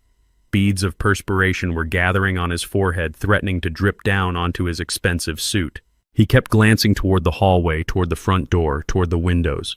Every creak of the house made him jump. He was terrified. He was waiting for the ghost of Roosevelt Jefferson to shamble in from the backyard, dirty and confused, to shatter the illusion he had built for his parents.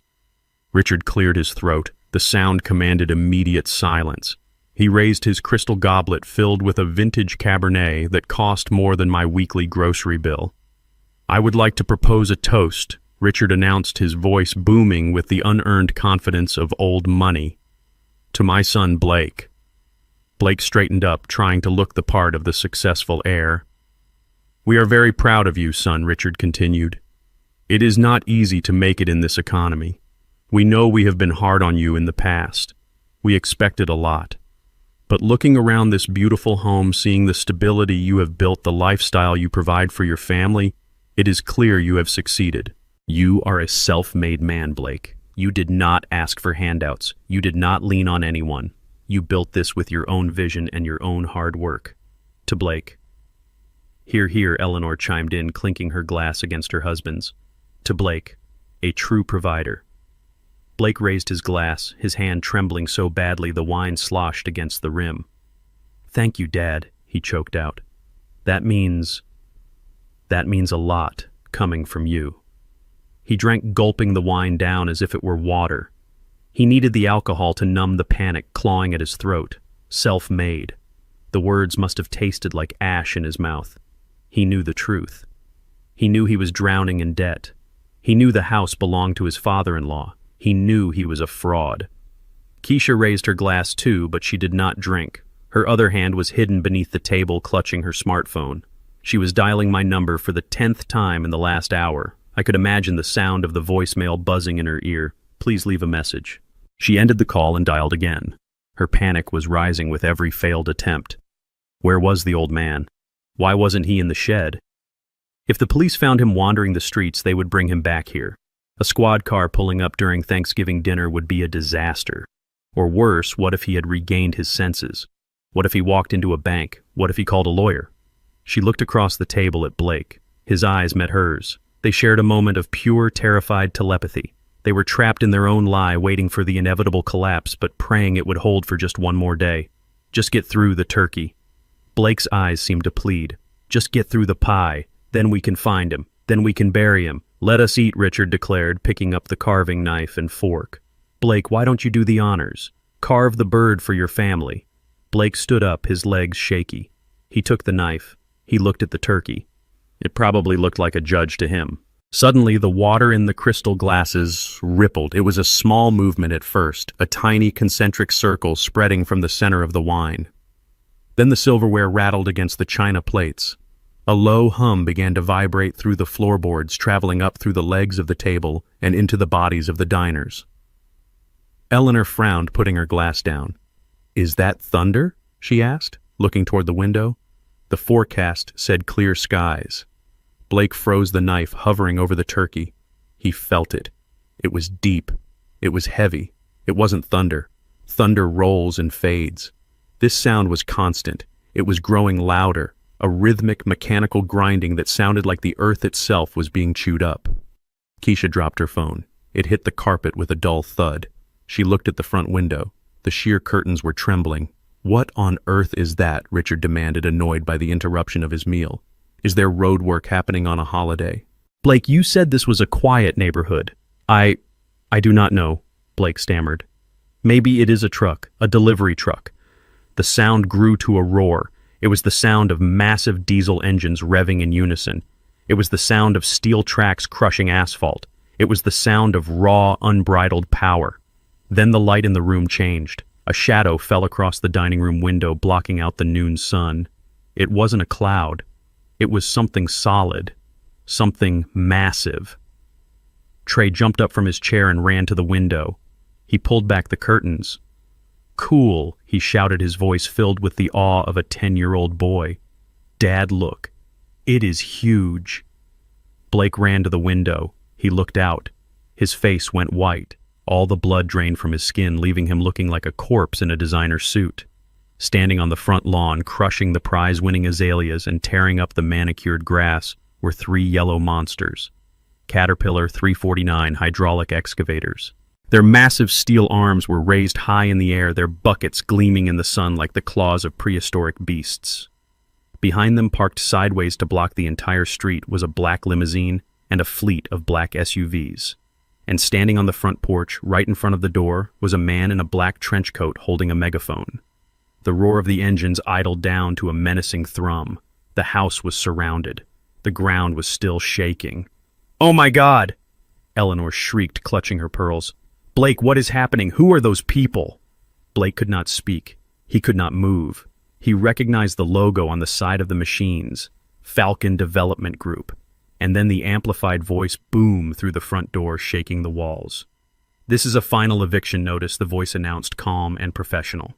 "The occupants of 1402 Maple Drive have exactly 30 minutes to vacate the premises. Demolition will commence at 12:30 sharp." Keisha screamed. It was a sound of pure terror. She looked at Blake. Blake looked at his father. Richard looked at the window, his mouth hanging open. The dinner was over. The turkey would never be eaten. The bill had come due, and the collectors had brought the heavy equipment. Blake threw open the front door with the desperate aggression of a man trying to regain control of a sinking ship.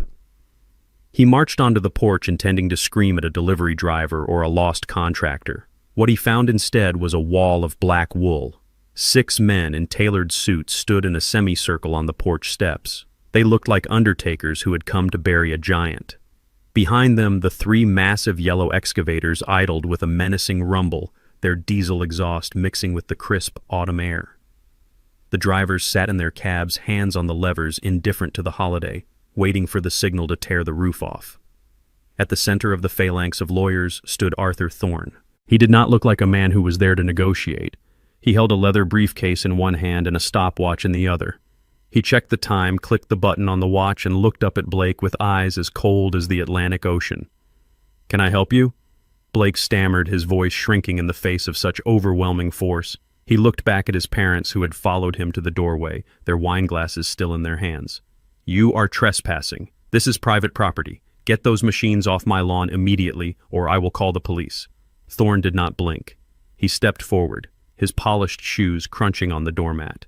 "Mr. Blake Anderson." Thorne said, his voice projecting clearly so that everyone, including the neighbors peering through their blinds, could hear.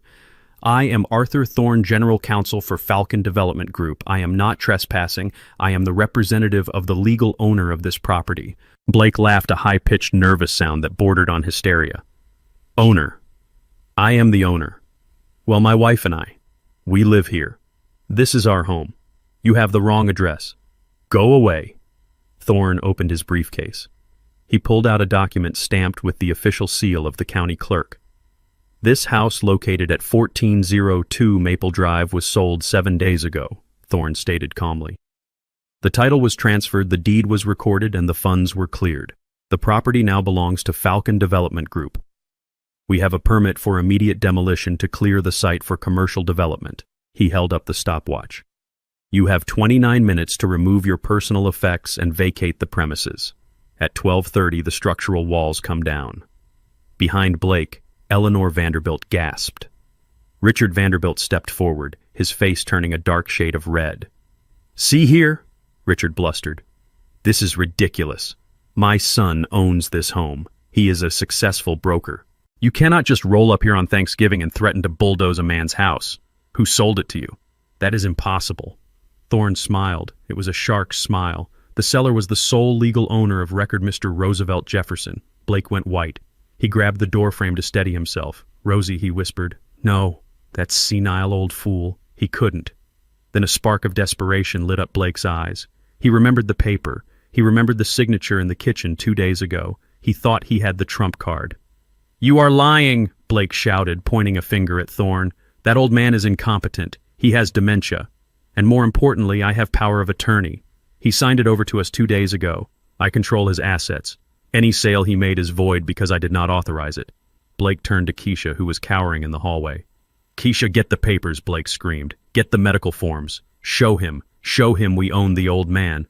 Keisha ran to the kitchen counter. She grabbed the clipboard with the insurance papers where I had scribbled my nonsense signature. She ran back and thrust them at Blake. Here, Blake yelled, waving the papers in Thorne's face. Look, durable power of attorney, signed by Roosevelt Jefferson. He gave us control. He cannot sell this house because we own him. You get your machines off my property or I will sue you for everything you have. Thorne took the clipboard. He adjusted his glasses. He looked at the document for less than 2 seconds. Then he started to laugh. It was a dry, dismissive sound that cut through Blake's bravado like a knife. Mr. Anderson, Thorne said, handing the clipboard back as if it were contaminated. Did you actually look at this document? Of course I did, Blake sputtered. He signed it. Look closer, Thorne commanded. Blake looked down at the paper. He looked at the jagged, looping scrawl on the signature line. That is his signature, Blake insisted. He is old. His hands shake. That is not a signature, Thorne corrected him. That is graffiti. And if you look very closely at the loops, Mr. Anderson, you will see that it does not spell Roosevelt Jefferson. Blake squinted. He brought the paper up to his nose. His eyes widened. He traced the lines with his finger. I-K-N-O-W...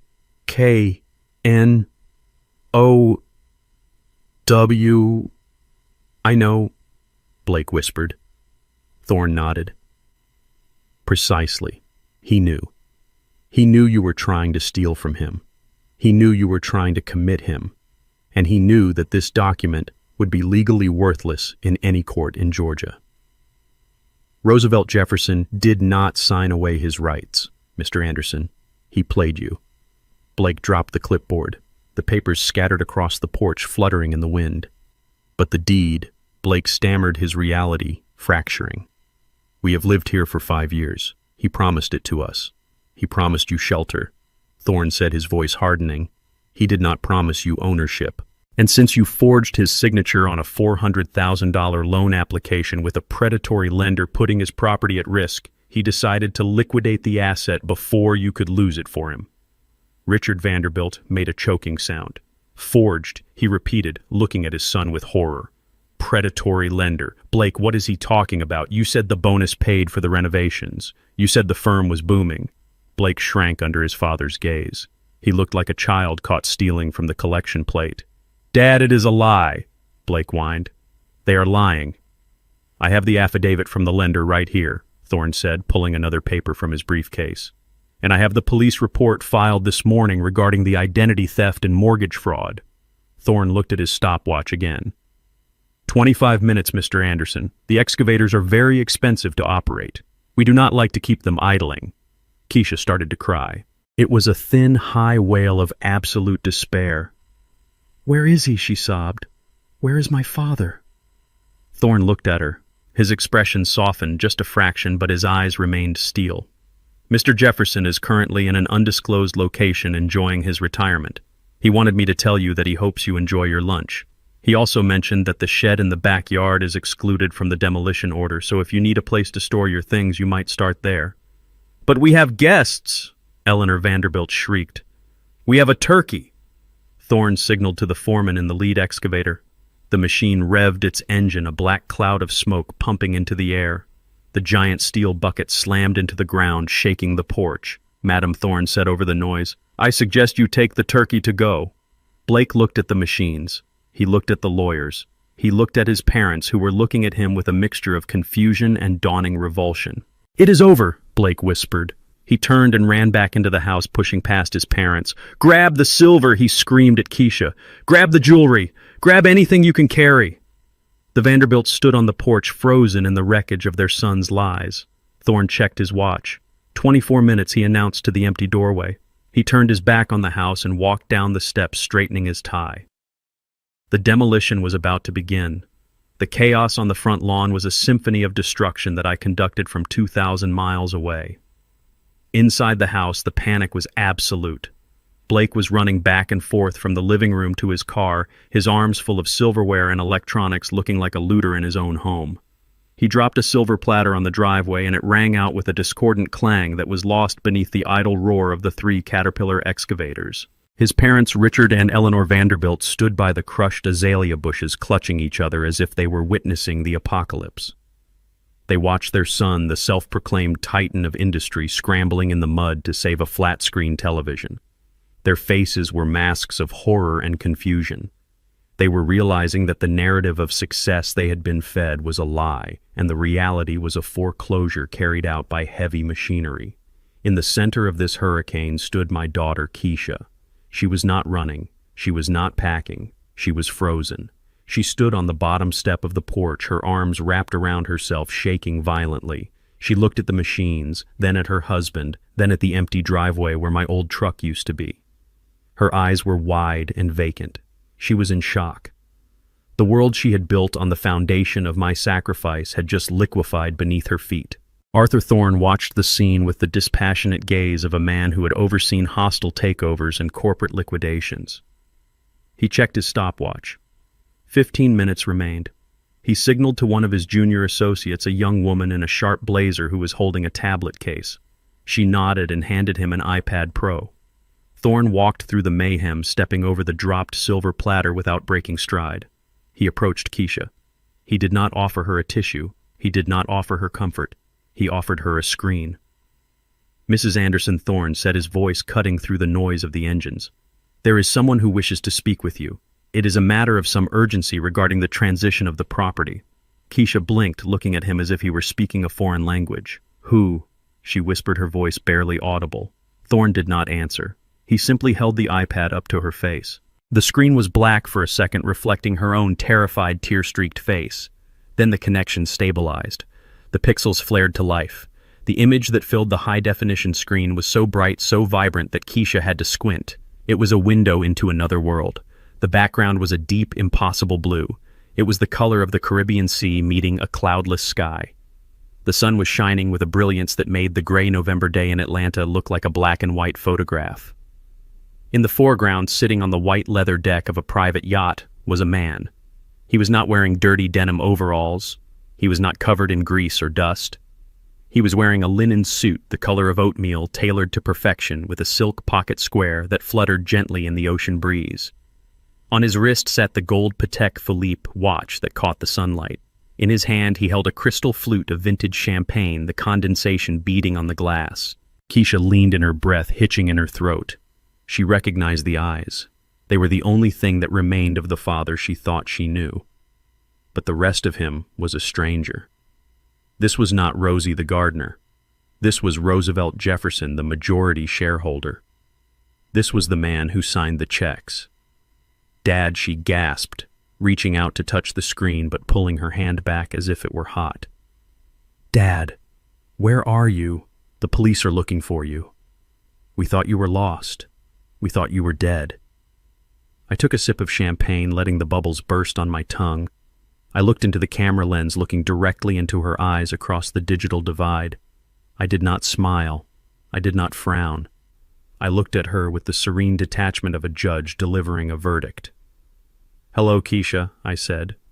My voice came through the iPad speakers clear and crisp, silencing the nearby conversation of the Vanderbilt parents who had leaned in to see who was on the screen. "I am not lost daughter," I continued. "And I am certainly not dead. I am currently anchored off the coast of St. Bart's. I decided that the winter in Georgia was bad for my joints, and the atmosphere in my house was bad for my soul. So I decided to take an early retirement." Keisha stared at me, her mouth opening and closing. She looked at the yacht. She looked at the suit. She looked at the peace in my face. "But the money," she stammered. "The house." Blake said we owned everything. "You signed the papers. You are confused. You need to come home. We can fix this." I laughed. It was a rich, deep sound that had not been heard in that house for years. "There is nothing to fix, Keisha," I said. "And I am not confused. In fact, I have never been more lucid. I did not sign your papers. I signed a warning. You just did not read it because you were too busy counting money that did not belong to you." I leaned forward, bringing my face closer to the camera. The sunlight cast shadows across my face, making me look like a carving of stone. "You wanted me out, Keisha. You wanted to erase me. You wanted to put me in a warehouse so you could impress people who do not care about you. You wanted to turn my home into a stage for your vanity. Well, congratulations. You got your wish. I am gone. But Dad, the house," she wailed, gesturing to the excavators behind her. "They are going to tear it down. Blake says they bought it. You have to tell them to stop. It is our home." "It was never your home," I corrected her, my voice hardening. "It was my home. It was the home I built for your mother. It was the home where I raised you. You were a guest. And you were a bad guest.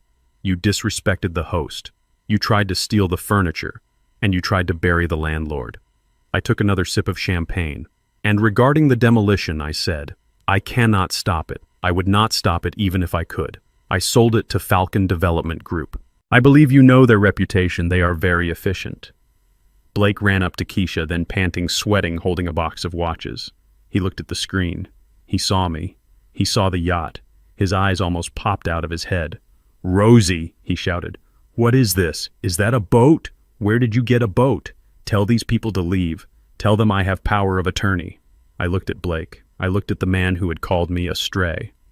"Hello, Blake," I said. "I see you met Mr. Thorne. He is a very good lawyer. He handles all my personal assets, including the 15% stake I hold in the company that just bought this property." Blake froze. 15%, he whispered. "Falcon. You are Falcon." "Silent partner," I said. "For 30 years. I built the office you work in, Blake. I own the mortgage on the building your firm leases. I have been signing your paychecks indirectly for a decade, and you treated me like a servant." I checked my watch. The Patek Philippe glinted in the sun. 12:25, I noted. "You have 5 minutes left." I looked back at Keisha. She was crying now, silent tears of total devastation. "Oh, and Keisha," I said, my voice softening just a fraction, but only to sharpen the blade. "That shed in the backyard, the one you made me sleep in, the one where you sent me to freeze while you drank wine with your husband." She nodded, sobbing. "I gave specific instructions to the foreman," I said. "It is the first thing to go. I want it flattened first. I want to watch it splinter, because no father should ever have to sleep in the dirt while his daughter sleeps in silk." The video feed flickered as the satellite connection adjusted. "Goodbye, Keisha," I said. "Enjoy the holiday. I hear the turkey is delicious this time of year." I tapped the screen and ended the call. The iPad went black in Keisha's hands. She stared at her reflection in the dark glass. Behind her, the engine of the lead excavator roared to life, the hydraulic arm lifting high into the air, ready to strike the first blow against the shed where I had left my final letter. The deadline had arrived. The time for talk was over. Now it was time for dust. The video feed cut out, leaving the iPad screen black and glossy, reflecting the ruin on Keisha's face. The silence that followed was heavy, broken only by the idle rumble of the diesel engines waiting for the command to strike. But the real explosion had already happened. It had detonated right in the middle of the driveway, destroying the facade Blake Anderson had spent 5 years constructing. Richard Vanderbilt was the first to move. He turned slowly toward his son, His face, usually composed in an expression of aristocratic boredom, was now twisted into a rictus of pure fury. He looked at the house, then at the lawyers, then at the machines, and finally at Blake. He did not see a successful broker anymore. He saw a parasite. "You lied to us," Richard said. His voice was not loud, but it carried a weight that made Blake flinch as if he had been struck. "You told us you bought this house. You told us you were a partner at the firm. You told us you were handling the renovations." Blake scrambled backward, his hands raised in a pathetic gesture of defense. "Dad, listen. It is complicated. Rosie is confused. He is senile. He doesn't know what he is saying. That was a deep fake. You know how technology is these days. He isn't on a yacht. He is probably in a motel room using a green screen." Arthur Thorne stepped forward. He did not need to shout. He just held up a single piece of paper. "Mr. Vanderbilt," Thorne said, addressing the father, "this is the police report filed this morning for forgery and identity theft. Your son forged Mr. Jefferson's signature to secure a high-risk loan from a predatory lender. He has not made a trade at his firm in 6 months. He is insolvent. And as of this moment, he is trespassing on private corporate property." Richard snatched the paper from Thorne's hand. He read it in 3 seconds. He crumbled it in his fist and threw it at Blake's chest. "You forged a signature." Richard spat the words out like poison. "You act like a criminal. You live like a squatter in another man's house, and you parade us around here like trophies. You made us accomplices to your fraud." Eleanor Vanderbilt was trembling. She looked at the muddy lawn. She looked at her Italian shoes sinking into the dirt. She looked at Keisha, who was staring at the ground. "We bragged about you," Eleanor whispered, her voice trembling with humiliation. "We told the club members you were a prodigy. We told them you were a real estate mogul, and you are nothing but a grifter living in your father-in-law's basement." "Mom, please," Blake begged, reaching for her arm. "I just needed a little more time. The market is turning. I can fix this. I just need a bridge loan. If you could just loan me $50,000, I can pay off the shark and we can sue Rosie for the house." Richard laughed. It was a harsh barking sound. "A loan," Richard roared. "You want a loan? You just lost your inheritance, Blake. Do you hear me? You are cut off. The trust is frozen effective immediately. I am not throwing good money into a black hole. You want to be a big shot. You figure it out." Richard grabbed Eleanor's arm. "Come on, Eleanor. We are leaving. I will not stay another second in this sham." "But—" "The turkey," Eleanor wailed, looking at the house. "Leave it," Richard commanded. "We are going to the airport."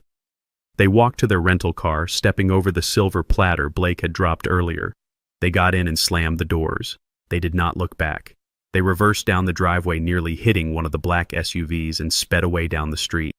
Blake stood alone in the driveway. His safety net was gone. His audience was gone. His lies were stripped away, leaving him naked and shivering in the cold November wind. He looked at the house he had pretended to own. He looked at the wife he had dragged into his deception. Keisha was not looking at him. Her eyes were fixed on something else. She was staring past the house, past the porch, past the lawyers. She was staring at the backyard. The foreman of the demolition crew leaned out of his cab. He looked at Thorne. "Mr. Thorne," the foreman shouted over the engine noise, "we are clear to proceed." The owner wanted the outbuilding down first. He pointed the hydraulic arm toward the shed. Keisha's head snapped up. Her eyes went wide. The words I had spoken on the iPad echoed in her mind. That shed in the backyard. "I left a letter." She remembered. She remembered rushing into the shed earlier, looking for me and finding nothing but dust. But she had been panicked then. She had been blind. Now, with the world collapsing around her, my voice was the only thing that felt real. "Wait!" Keisha screamed. She broke into a run. She shoved past Blake, who was staring blankly at the asphalt. She ran past Thorne, who watched her with mild interest. She ran around the side of the house, her heels digging into the soft earth, ruining her shoes, tearing her stockings. "Stop!" she yelled at the excavator operator. "Stop!" The massive machine was already pivoting its tracks, churning up the grass. The arm was extending the steel bucket, poised like a hammer over the fragile wooden roof of the tool shed. Keisha threw herself at the shed door. She yanked it open. It swung wide, banging against the siding. She threw herself inside, falling onto her knees in the dirt. She scanned the room frantically. The fertilizer bags, the old rags, the rusty tools. There, propped against a can of paint thinner sitting on the workbench in a beam of dusty light, was the cream-colored envelope. To Keisha. Open When you are desperate. She grabbed it. Her fingers tore at the heavy paper. She scrambled backward out of the shed just as the shadow of the excavator bucket fell over the doorway. She rolled onto the grass, clutching the letter to her chest. Behind her, with a sound like a thunderclap, the steel bucket smashed into the roof of the shed. Wood splintered, glass shattered. The structure collapsed in a cloud of dust and debris, flattening the space where I had slept for 4 nights. Keisha did not look back. She sat in the wet grass, gasping for breath, and pulled the contents of the envelope out. There were 2 documents. The first was a bank statement. But it was not mine. It was Blake's. It was a statement from a hidden account in the Cayman Islands. It showed transfers, thousands of dollars, money that should have gone to rent, money that should have gone to bills, money that I had secretly given them to help them survive. But the transfers were not going to debt collectors. They were going to a woman named Veronica Miller, living in Buckhead. Keisha flipped to the second document. It was a paternity test result. The probability of paternity was 99.9%. The child was a 3-year-old boy. The father was Blake Anderson. Keisha felt the air leave her lungs. The world tilted on its axis. He wasn't just broke. He wasn't just a liar. He was cheating. He had a whole other family. He had been taking the money I gave them, the money she worked 2 jobs for, and he was funneling it to a mistress and a secret child in the most expensive district in the city. He had made her evict her own father. He had made her humiliate me. He had made her sleep in a house built on fraud, all to protect a life he was living with someone else. She stood up. She held the papers in her hand like a weapon. She walked back around the house. Blake was standing by the porch arguing with Thorne, trying to buy more time. He looked up and saw Keisha. He saw the dust on her dress. He saw the tear in her stockings. And then he saw the papers in her hand. His face, which had been pale, went gray. He recognized the bank logo. Keisha Blake started taking a step toward her. "Honey, listen. Whatever you found, we can explain it. Rosie is trying to divide us. He is manipulating you." Keisha stopped 3 feet from him. She did not scream. She did not cry. She looked at him with the cold, dead eyes of a woman who realizes she has murdered her own soul for a counterfeit coin. "You have a son," she said. Her voice was flat dead. Blake froze. "How did you—" "Rosie hacked my files. That is illegal." "Keisha, that is inadmissible. You have a son," she repeated louder, "in Buckhead. You spent $40,000 on an apartment for her last year. That was my dad's money. That was my salary." Blake looked around wildly, looking for an escape route. "It was a mistake. It happened before we were serious. I was just trying to fix it. I was trying to pay her off so she would not bother us. I did it for us, Keisha. I did it to protect our family. To protect us!" Keisha screamed, throwing the papers in his face. "You made me throw my father in a shed to protect your mistress. You made me sign those papers to protect your secret. You aren't broke, Blake. You are just spending our money on another life." She lunged at him. She clawed at his face. Blake stumbled back, tripping over his own feet and falling onto the driveway into the mud. "Get away from me!" Keisha shrieked. "Get away! I hate you! I hate you!" She fell to her knees in the driveway, sobbing uncontrollably. The papers fluttered around her, settling in the mud like dead leaves. The DNA test, the bank statement, the proof of her complete and total foolishness. Thorne watched the scene with a grim expression. He checked his watch. 12:30, Thorne announced. He signaled the lead excavator. The engine roared. The machine turned away from the ruins of the shed and faced the house I built, the house where Keisha took her first steps, the house where Beatrice died. The steel teeth of the bucket bit into the roof of the front porch. Wood groaned. Shingles flew. The entire front of the house sheared away, exposing the living room like a dollhouse. The festive table, the roast turkey, the crystal glasses, it was all exposed to the cold daylight. Keisha looked up. She saw her home being eaten alive. She saw Blake crawling backward in the mud, trying to get away from her. She saw the lawyers watching impassively. She was alone. She had no father. She had no husband. She had no home. She screamed a long, tearing sound of absolute regret, but her voice was lost beneath the roar of the engines and the sound of 40 years of history crashing down into a pile of rubble. The destruction of 1402 Maple Drive was not a tragedy. It was a correction.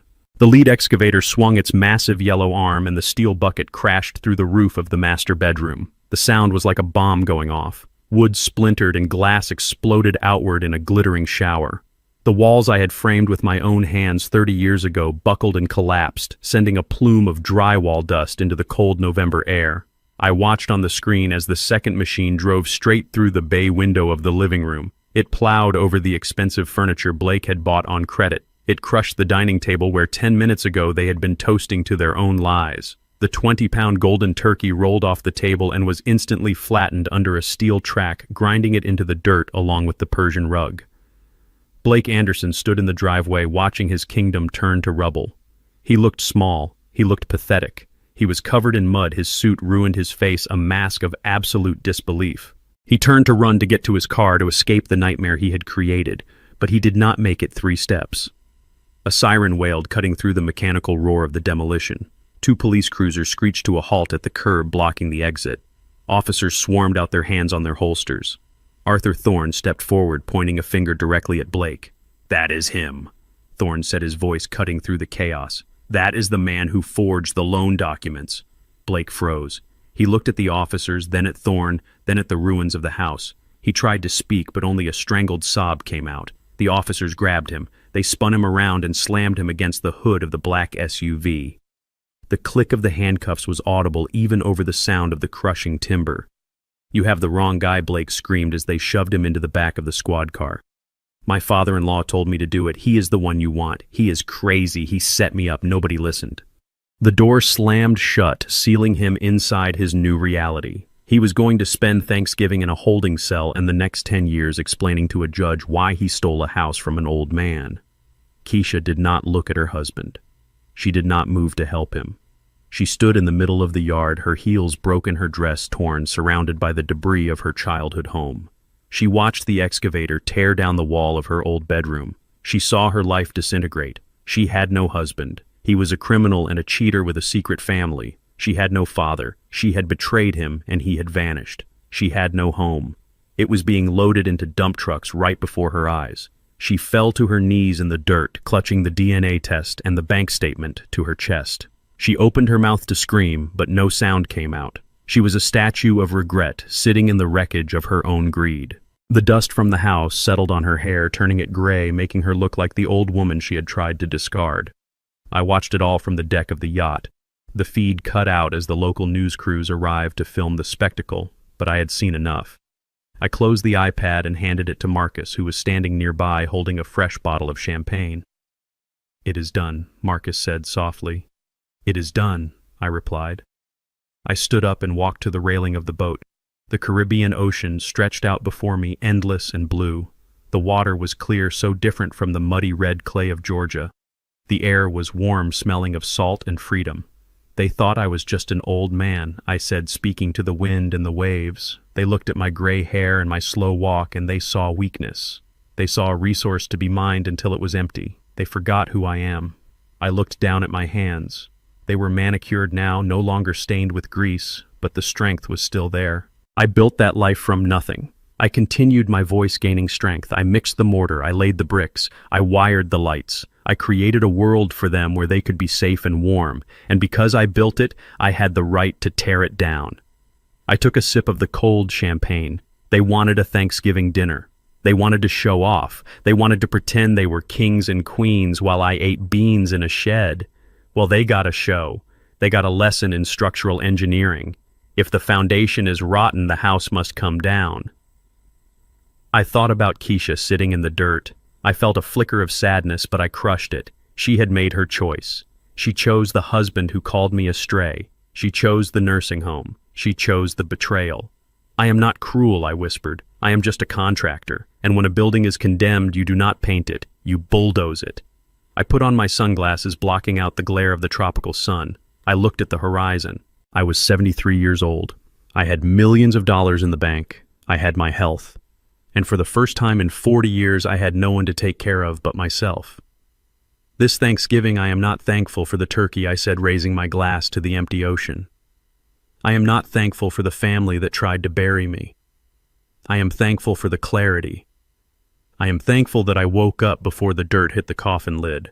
I turned to the captain, who was waiting in the bridge. "Captain," I called out. "Yes, Mr. Jefferson," the captain replied. "Full throttle," I said. "Let us see what is over the horizon. I am done looking back." The engines of the yacht roared to life, a deep, powerful sound that vibrated through the deck. The bow rose, cutting through the waves, leaving a white wake behind us. I watched the island of St. Bart's recede into the distance. I took a deep breath, filling my lungs with the sweet air of survival. My name is Roosevelt Jefferson. I am a builder, I am a father, and I am a free man. And as for the rubble on Maple Drive, let the weeds have it. I have new things to build. The yacht sped up, racing toward the sun, leaving the ruins of the past far behind in the wake of my own liberation. Happy Thanksgiving indeed. They say blood is thicker than water, but I learned that greed is an acid that dissolves even the strongest bonds. My daughter and her husband made the fatal mistake of valuing my net worth over my self-worth. They saw an old man and assumed weakness. They saw silence and assumed submission. They forgot that the architect knows exactly where the structural weaknesses are. The lesson here is brutal but necessary. Never disrespect the hands that built your life. You can only push a good man so far before he stops building bridges and starts demolishing them. Dignity is non-negotiable. If you believe in this kind of justice, hit the like button and subscribe to the channel for more stories of truth and retribution. Tell me in the comments, did I go too far, or did they get exactly what they deserved?